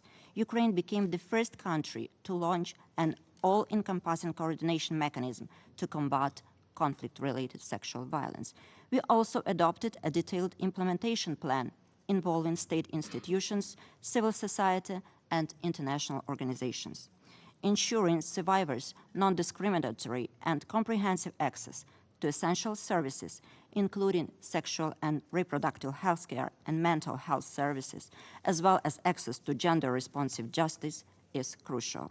Ukraine remains committed to working closely with all stakeholders. I would like to invite the group to visit our survivors' relief centers established in partnership with the UNFPA. Thank you very much, Mr. President. I thank Her Excellency Ms. Irina Mudra for her statement, and I'll give the floor to Her Excellency Ms. Katuna Totladze, Deputy Minister of Foreign Affairs of Georgia.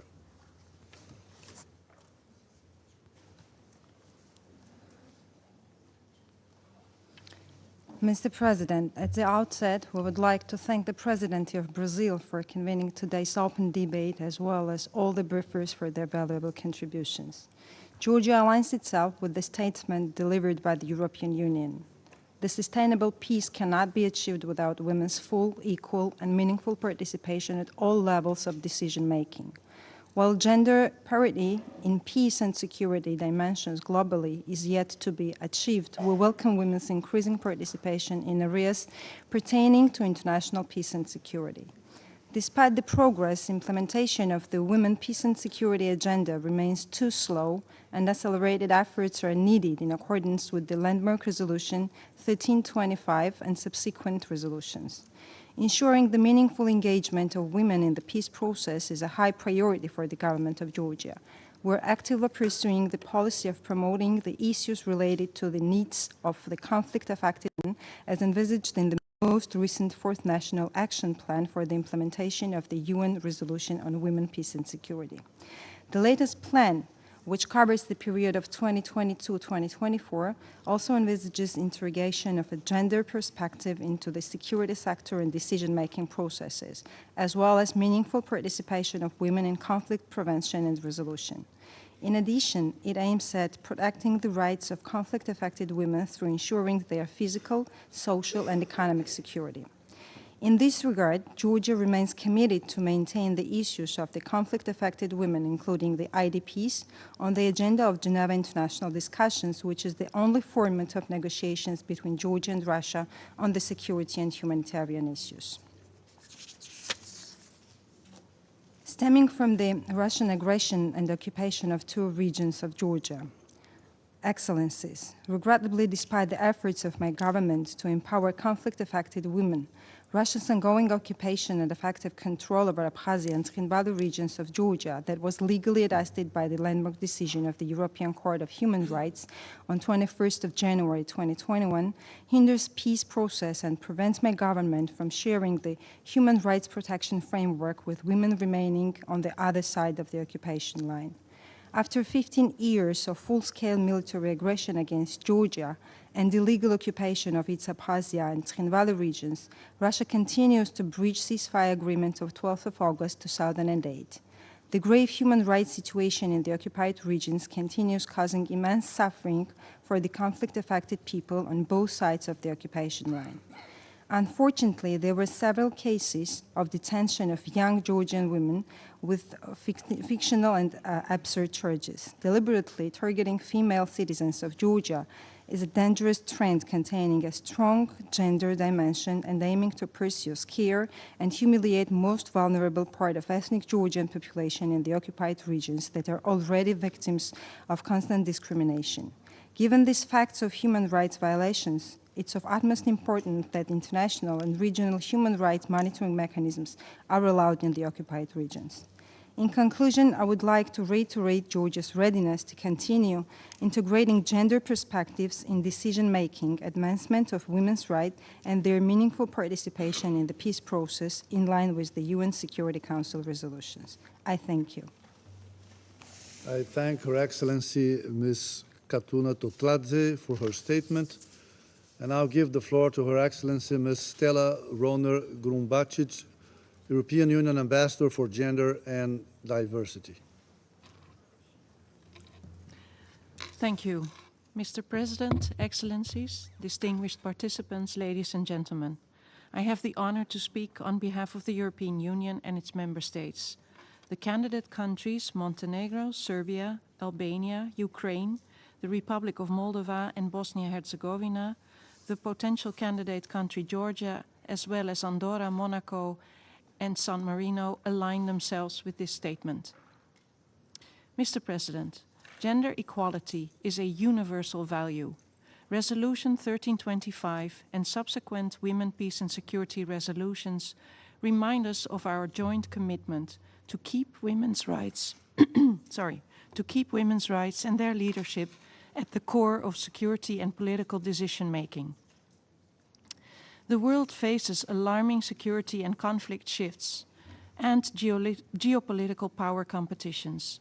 Advanced technology and cyber warfare, as well as climate change, redefine how we think about security. We've witnessed the weaponization of energy, food, migration movements, and information. There are attempts to weaken the rules-based multilateral order. Against this backdrop, women's leadership and their full, equal, and meaningful participation at all levels of decision-making is essential. Our commitment to mainstream a gender perspective in responding effectively to these security threats is ever more important. While the space for civil society is shrinking across the world, women and girls have continued to play a critical role in resolving conflicts, mediation, promoting reconciliation, and fostering stability in their communities and nations. In the scope of today's discussion, allow me to highlight 3 concrete areas of further focus. 1. We should work resolutely towards sustained, predictable, and flexible funding for women's and women-led organizations. Funding cuts and restrictions hinder their financial independence and operational capabilities, and thereby slow down the effective implementation of the WPS agenda. We need to act decisively to end and prevent all forms of violence, harassment, intimidation, threats and reprisals, online and offline, as well as the spread of disinformation designed to discredit and silence women politicians, human rights defenders, peace builders, and civil society activists. That includes reprisals against women who engaged with the UN, in particular with this Council. And thirdly, we should take strong measures to ensure full, equal, and meaningful participation and leadership of women in diverse situations and conditions in political, military and security structures, as well as in peace operations and missions. This must include transforming discriminatory structures and social norms that hinder women's participation. We should also work hard to take away barriers to participation.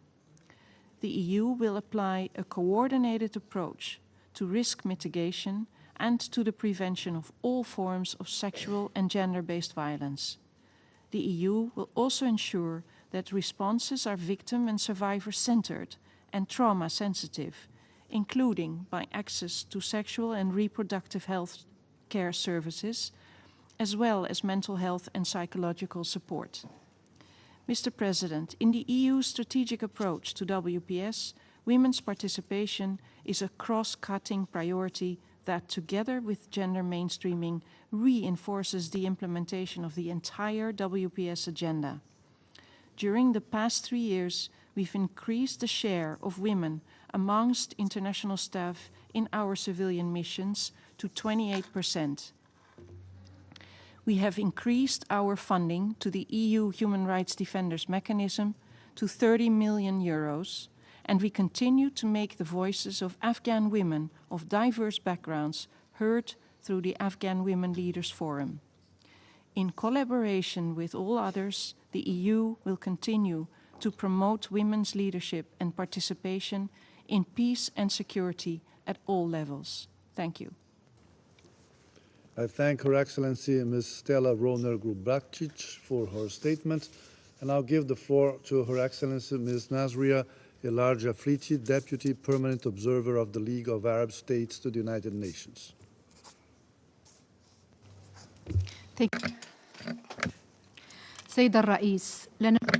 Mr. President, we have no doubt that there are great strides made to promote the role of women and her participation to maintain international peace and security, whether regionally or internationally, among the military and police peacekeeping missions, or as leaders in the United Nations, including in the peacekeeping missions and different political missions. However, there is a lot that can be achieved under your august council, especially with the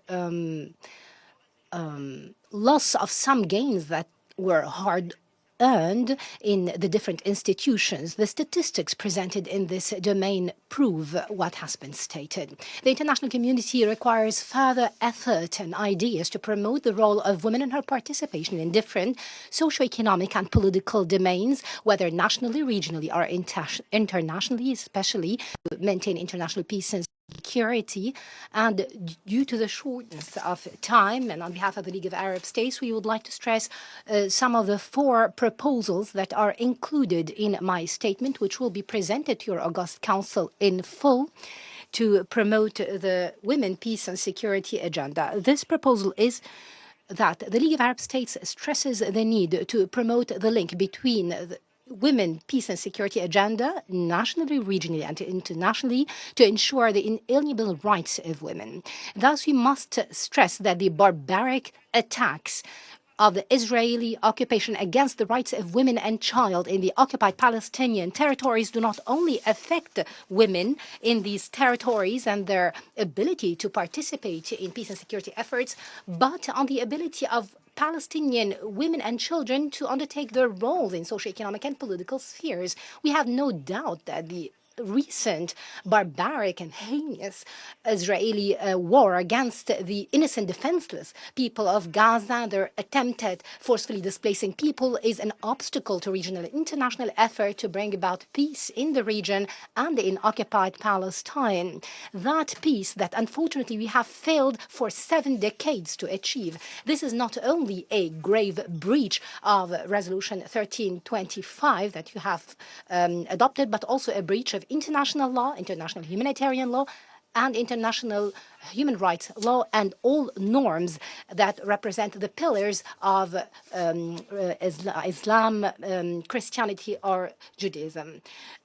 we believe that there is a need to promote institutional cooperation between the UN and the League of Arab States and continue our effort to implement the 1325 resolution. We believe in the role of women to make peace and sustain it. Thus, the League and its member states have adopted a number of practical plans, including the adoption of many strategies aimed at protecting Arab women and promoting her role.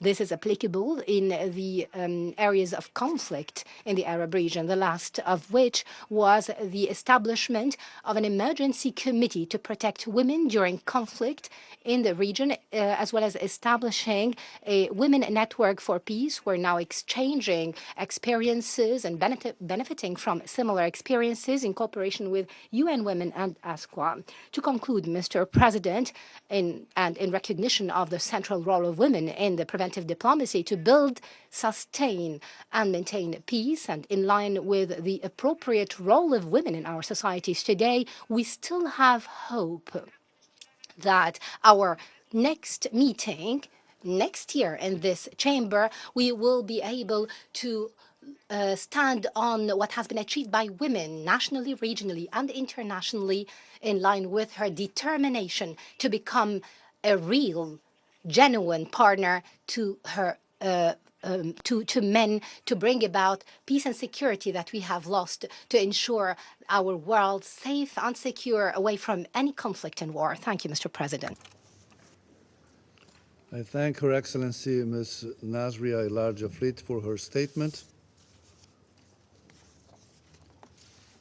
We still have 61 speakers on the list. I wish to remind all speakers to limit their statements to no more than 4 minutes in order to enable the Council to carry out its work expeditiously. And now give the floor to the representative of Mexico. Thank you very much, Mr. President. We would like to thank Brazil for convening this important annual debate. Mexico references its support to all activist women, defenders of human rights, builders of peace, and leaders of civil society. It supports them and condemns any indiscriminate attack or any attack aimed at the civilian population, especially women and girls, under any circumstance, because it runs contrary to the principle of distinction with international humanitarian law. Mr. President, peace can only be achieved if it's inclusive, and that's why we promote the full, egalitarian, and meaningful participation of women in peace processes.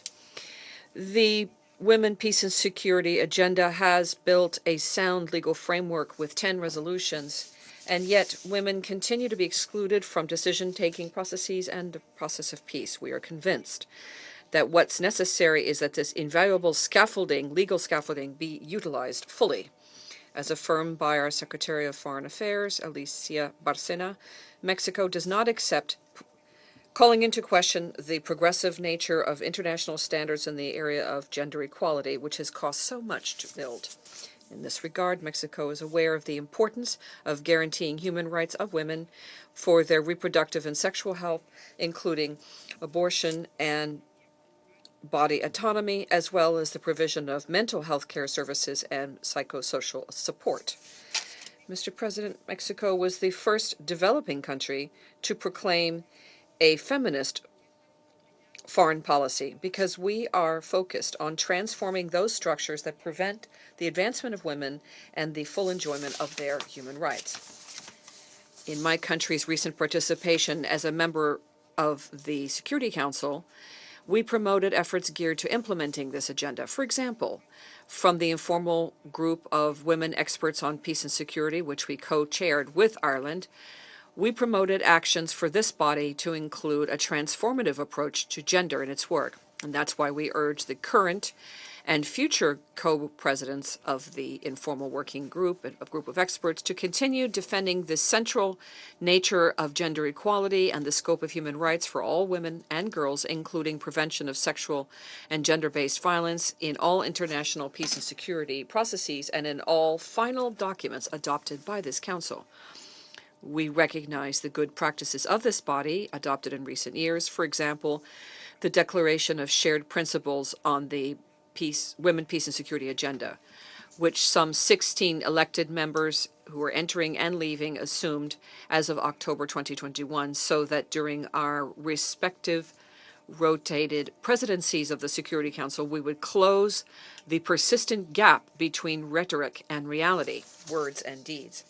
These commitments then contributed to increasing participation of women in civil society, of meetings at this council, and to highlight the cross-cutting nature of the agenda.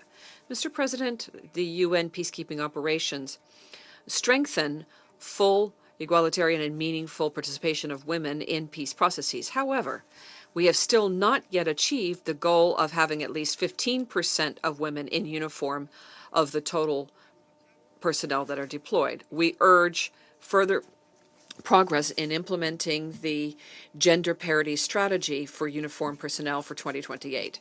Mexico has been increasing its participation in peacekeeping operations of the United Nations, and with that, the percentage of women in uniform. Currently, the percentage of Mexican women deployed is of 40%.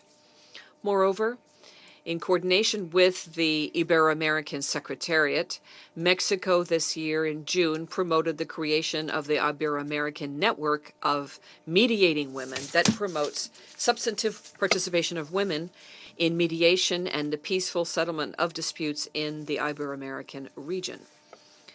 Mr. President, turning to national action plans, these are a key tool to promote internal policies that promote gender equality in the area of security.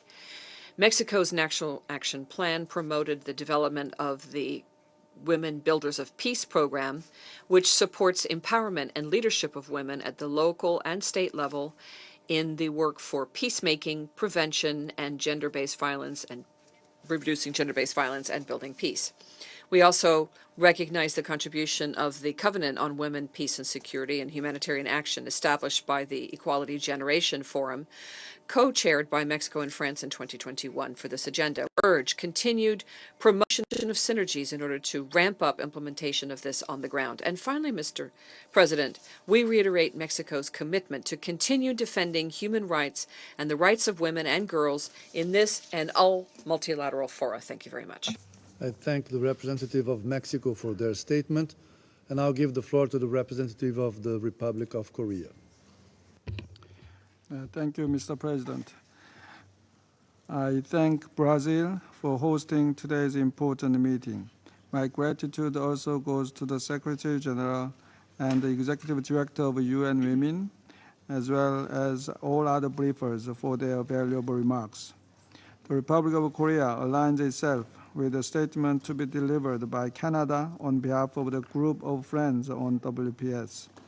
Now I would like to deliver the following statement in our national capacity. The Secretary General's report on WPS this year provides another frustrating picture of our current reality. Exclusion, inequality, and misogyny encapsulates the status of women across the world in the report. In Afghanistan, women have been progressively erased from public life through the issuance of over 50 edicts to suppress their rights. In Sudan, widespread sexual violence terrorizes women and girls in Darfur and beyond. To address this reality and fully implement Resolution 1325 on WPS, we must recommit ourselves to this agenda and enhance the Security Council's role. First, the full, equal, and meaningful participation of women should be practice, not rhetoric. As this commences with listening to women's voices and making their perspectives integral to decision-making, we welcome the increased number of women civil society briefers to the Council. As our own efforts, the Republic of Korea has been proudly hosting the annual International Conference on Action with Women and Peace since 2019. We look forward to hearing from diverse women at the upcoming 5th conference on the 30th of November in Seoul. Second, ensuring safe environment for women's participation is imperative. It is alarming that Office of the High Commissioner for Human Rights documented incidents of reprisals against 172 women and girls working with the UN in 2022. Furthermore, over 30 women from civil society who addressed the Security Council last year were targeted for reprisals. We condemn all attacks and reprisals against women involved in human rights, humanitarian work, and peace-building activities, especially those who are cooperating with the United Nations. We must ensure their safety through monitoring and reporting, as well as preventive measures, including robust mandates for UN missions to protect and promote women's participation. Last but not least, women peace builders, as well as human rights defenders, should be provided with the necessary resources. We emphasize the importance of ensuring adequate, predictable, and sustained financing for implementation of the WPS agenda. The Republic of Korea has increased its contribution to the Peace Building Fund to over $4.3 million this year. We will consider further increasing our contributions both to implement the WPS agenda as well as to advance peace building. Mr. President, taking full consideration of all these dire needs to support women's participation in all peace processes, the Republic of Korea is proud to announce that it will join the statement of shared commitment on WPS as an incoming member of the Security Council. We will actively integrate the WPS agenda into those of the Council in various contexts, not only during our presidency, but through the entire term of our membership in the Council.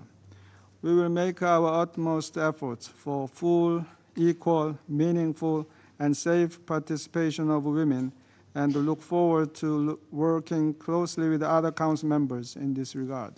Thank you. I thank the representative of the Republic of Korea for their statement, and I now give the floor to the representative of Malaysia. Mr. President, at the outset, my delegation would like to express our appreciation to Brazil for convening this important debate. Malaysia would also like to thank the briefers for their insights and assessment. Our delegations aligned itself with the statement to be delivered by Vietnam on behalf of ASEAN. Mr. President, the landmark Resolution 1325 reaffirms the significant role of women in the prevention and resolution of conflicts and in peace-building initiatives. It calls upon member states to increase representation of women in all decision-making levels in national, regional, and international institutions. The resolution and other relevant resolutions are evident of the unequivocal trust and confidence that we put in women as agents of change in the maintenance of international peace and security. Today, 23 years after its adoption, it is time that we take stock on the progress and get our priorities straight. Against the backdrop of heightened violence in armed conflict across the region, the regress in global efforts to advance the agenda of women, peace, and security is highly regrettable. It is alarming that despite notable achievement, the progress has been too slow, too narrow, or made easy to reverse. Women continue to be marginalized from peace processes and excluded from decision-making positions. It is unfortunate but unsurprising that this structural exclusion correlates with the prolonging of conflict as reported in the UNSC's report on women, peace, and security. Mr. President, consistent with the goals of Malaysia's national policy on women launched in 1989, efforts have been undertaken to ensure women's participation in the process of decision-making at all levels in Malaysia. The formulation of Malaysia's national policies take into account gender perspective in the process of furthering our domestic and global peace and security. This also serves as a basis of the deployment of 868 Malaysian Armed Forces and Royal Malaysia Police to 5 UN peacekeeping operations. 96 of them are female. There's a pressing need for more women to be included in peace processes, as their qualities of compassion and empathic listening are invaluable assets in addressing issues like gender-based crimes and conflict-related sexual violence in armed conflict. As a member of ASEAN, Malaysia fully endorsed the ASEAN Joint Statement on Promoting Women, Peace and Security adopted in November 2017. The ASEAN Regional Plan of Action on WPS subsequently launched in 2021 is a further testament to our commitment in advancing the implementation of the WPS agenda to promote sustainable peace and security for all citizens in the region. Mr. President, Malaysia has women leaders at all multiple disciplines of peace and security, among others our Chief of Justice, parliamentarians, top diplomats, peacekeepers, and security forces. Fortified with courage and resilience, these inspiring ladies broke through the glass ceilings through ambition and competence. Going forward, we will continue to ensure that women continue to play a key role in Malaysia's engagement towards maintaining international peace and security. I thank you. I thank the representative of Malaysia for their statement, and I'll give the floor to the representative of Romania.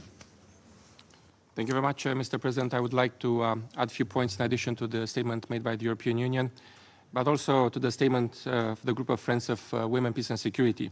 Romania welcomes the most recent report of the Secretary General, as well as the recommendations it contains. The negative trends in the report are alarming. We are now in the first day of the 79th year since the UN exists. We just celebrated yesterday the UN Day. On such a momentous occasion, an appalling number of 640 million women and girls are living in conflict-affected countries in 2022. And this is 50% higher than 5 years ago. And it's obviously that we need to do more to avoid a complete failure, especially as we approach 2025, which is a milestone moment for the 25th anniversary of the WPS agenda and the celebration of the 30 years since the adoption of the Beijing Declaration of the Platform for Action. Conflict-related sexual and gender-based violence, threats and attacks against women and girls remain on the rise in so many areas across the world, including in neighboring Ukraine. And we will continue to call for holding perpetrators accountable and for survivors to be provided with support for integration. Mr. President, gender equality and empowerment of women and girls are key pillars of the WPS agenda.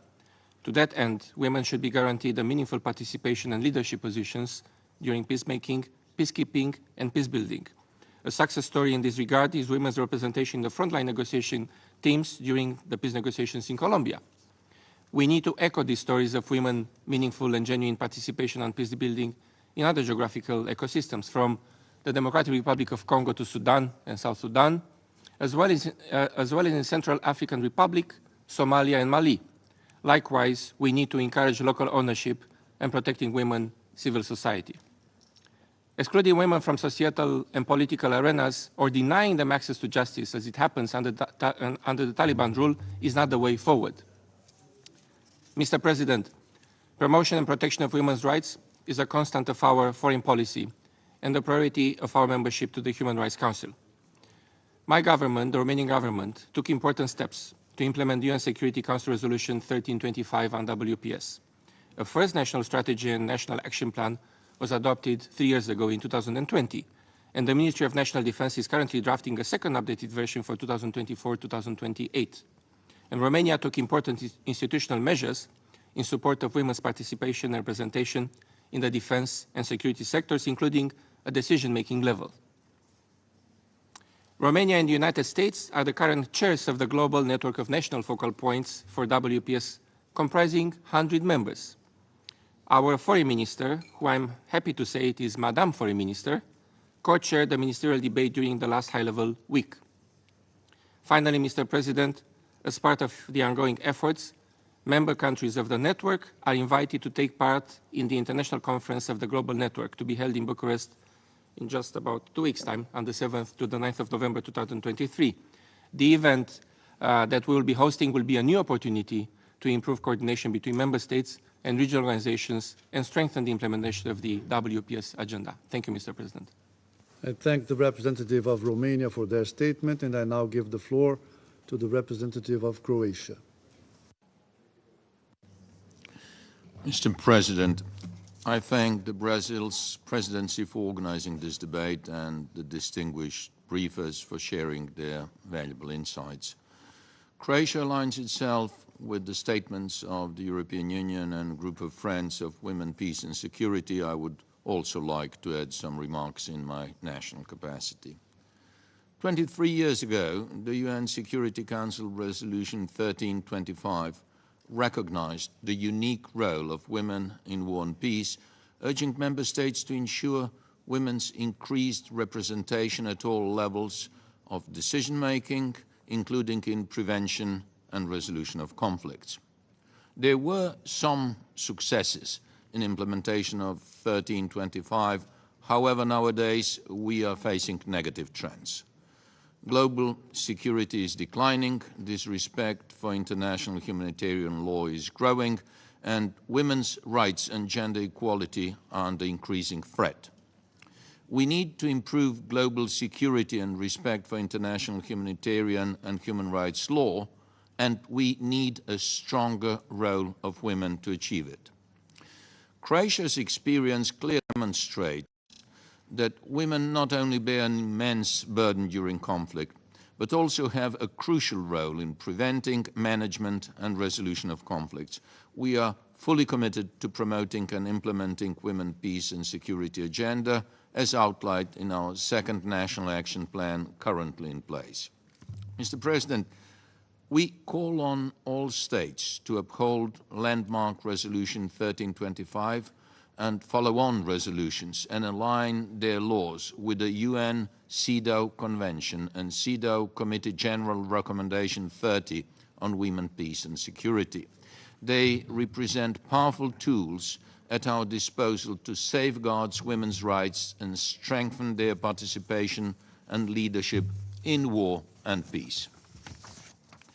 Croatia, as PBC chair, prioritizes the role of women in peace building and sustaining peace. We invite all member states to support sufficient and predictable financing of PBF and its gender-sensitive programs. We also emphasize the importance of continuous cooperation with our civil society partners, who must be systematically included in the implementation of 1325 agenda and other conflict prevention and women empowering activities. Finally, the new agenda for peace and women, peace and security are compatible agendas. And when preparing for the summit of the future, we should bring them together, having in mind that women's rights are human rights in war and peace. Thank you. I thank the representative of Croatia for their statement, and I now give the floor to the representative of Canada.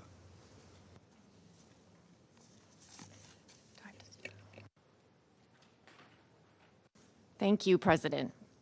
As agreed, I'm pleased to deliver two statements today.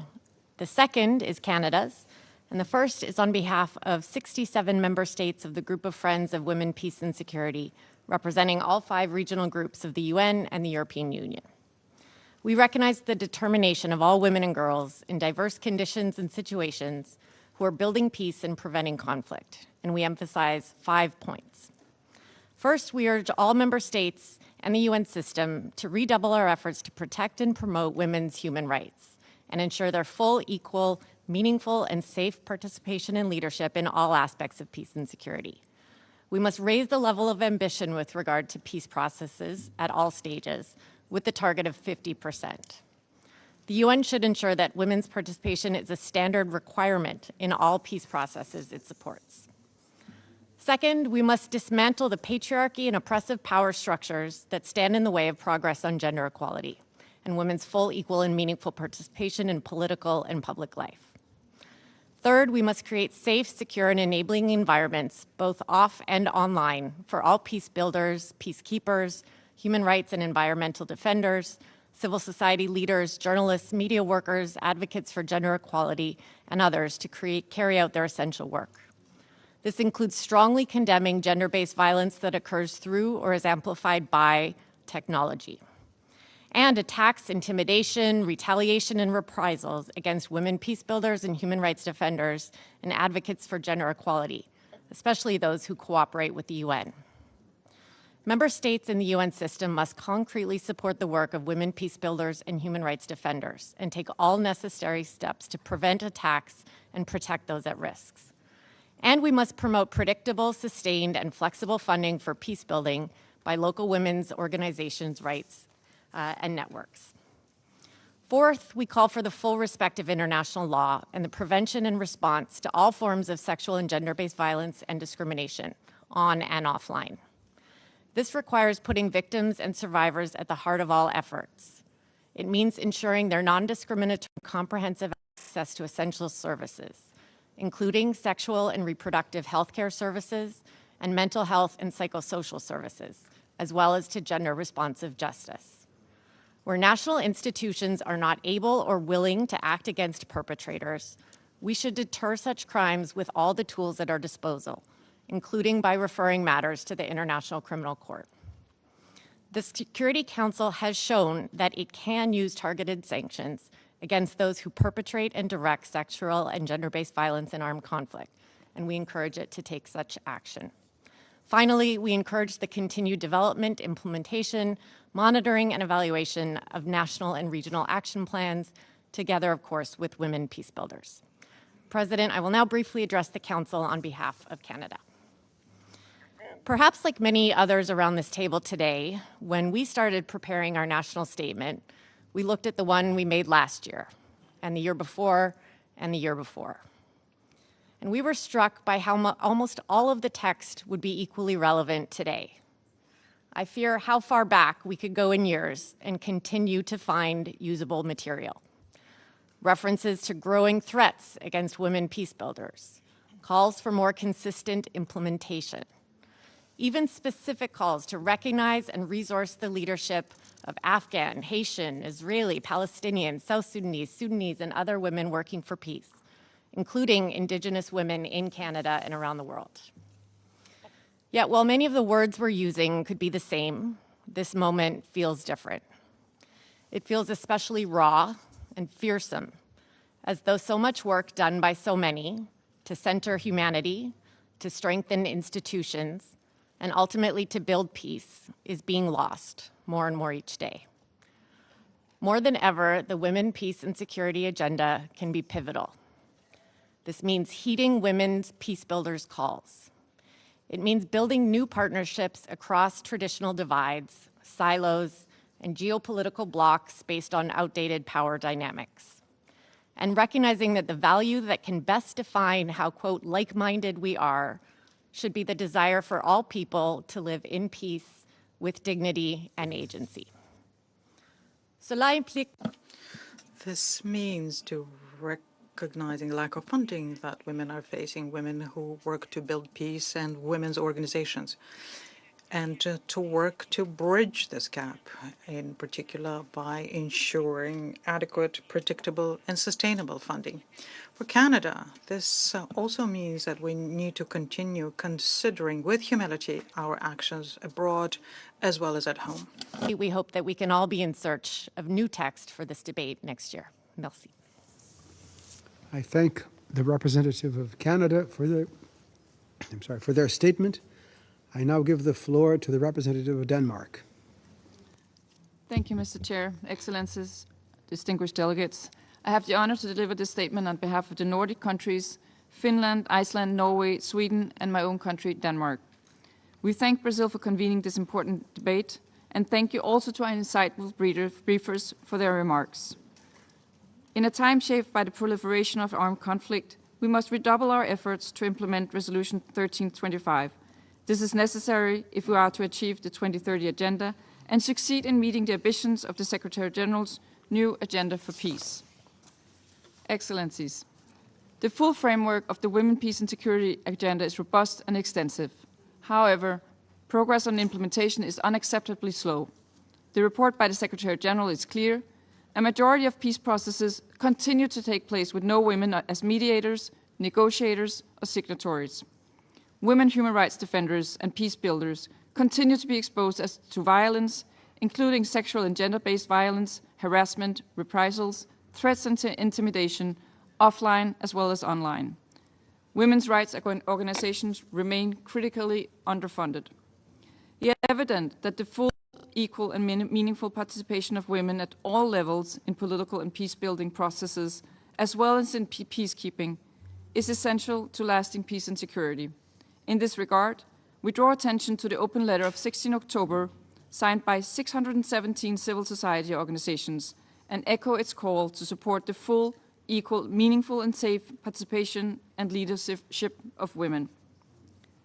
History has taught us that inclusive peace processes are more likely to produce sustainable results. Across the globe, women have successfully contributed to more robust democracies and longer-lasting peace. Positive political change and development is in high demand, and women must be in the driving seat. Allow us to highlight 3 lines of effort. First, local women-led groups play an indispensable role in preventing conflicts and building peace in communities, fostering dialogue and responding to crisis. As put forward in the Secretary General's report, local mediation can be a key entry point for women's participation in peacemaking when high-level negotiations are deadlocked. We must do more to ensure that these groups can participate meaningfully in all political processes, including Track 1, not least by providing flexible funding, for example through mechanisms such as the Women, Peace and Humanitarian Fund, access to capacity building and protection against reprisals, and equally important, to exert political pressure when women are excluded. Second, the UN must take concrete steps towards greater diversity and representation of women, including young women, in the mediation terms it leads or co-leads. The UN must set and lead by example to achieve a fundamental normative and practical shift. Women's full, equal, and meaningful participation is ultimately about breaking power structures and sustaining peace. Finally, and third, it is the responsibility of member states, with support from the UN, to address all cases of violence, harassment, intimidation, and threats, both offline and online, against women, peace builders, and human rights defenders. The Nordic countries emphasize a zero tolerance for such harassments and the need for strengthened accountability mechanisms in this regard, and reaffirmed the Secretary General's call to dismantle oppressive power structures which stand in the way of progress on gender equality or women's full, equal, and meaningful participation in political and public life. The Nordic countries remain committed to work with partners, including women's and feminist organizations, to advance the implementation of the Women, Peace and Security Agenda. I thank you. I thank the representative of Denmark for their statement. I now give the floor to the representative of Vietnam. Mr. President, I have the honor to deliver this statement on behalf of the Association of Southeast Asian Nations, the ASEAN. Mr. President, ASEAN reaffirms that women empowering is not only a matter of moral imperative, but also strategic necessity. Failing to harness the full potential of women not just impedes the progress and security of more than half of the world population, it hampers our collective progress and security. Women are not merely statistics in conflict data. Women are the effective peacemakers, agents of change, and architects of reconciliation. Their absence is not an oversight, but a critical flaw. Despite the existence of the robust frameworks, discriminatory gender norms continue to pervade societies globally, and women remain absent from, or at least significantly underrepresented in peace negotiations and political decision-making processes. Moreover, conflict disproportionately subject women and girls to sexual violence, displacement, and hinder access to justice. The realization of the WPS agenda demands an unwavering commitment across multiple societal strata. Adequate resources must be channeled to empower women for leadership roles, and existing laws and policies should be rigorously enforced. The dismantling of entrenched social and cultural barriers is essential and achieved through targeted education and awareness campaigns. The role of political will in this context cannot be overstated enough. Mr. President, implementing the WPS agenda has long been recognized and as essential to achieving sustainable peace and prosperity in the ASEAN region. ASEAN is committed to ensuring the gender equality and the full protection of women's rights. We also remain steadfast in our objectives to maintain regional peace, address shared security concerns, and advance development and prosperity for all citizens. The WPS agenda in ASEAN is guided by the commitments to implement the Resolution 1325 and other related resolutions on women, peace, and security. Since the adoption of the 2017 joint statement on promoting women and peace and security, ASEAN has achieved important results in implementing the WPS agenda through concerted multi-sectoral efforts and partnerships. The ASEAN Women for Peace Registry was established in 2018 as a creative initiative to mobilize resources and consolidate knowledge for capacity building and advocacy on the gendered approach to peace and conflict in the region. Aligning efforts of the ASEAN Committee on Women, the ASEAN Commission on the Promotion and Protection of the Rights of the Women and Children, and the ASEAN Institute for Peace and Reconciliation have been pivotal to ASEAN's collective action in mainstreaming women's rights and gender equality in peace and security. The ASEAN defense sector is actively dedicated to translating the WPS agenda into actionable collaboration. ASEAN Women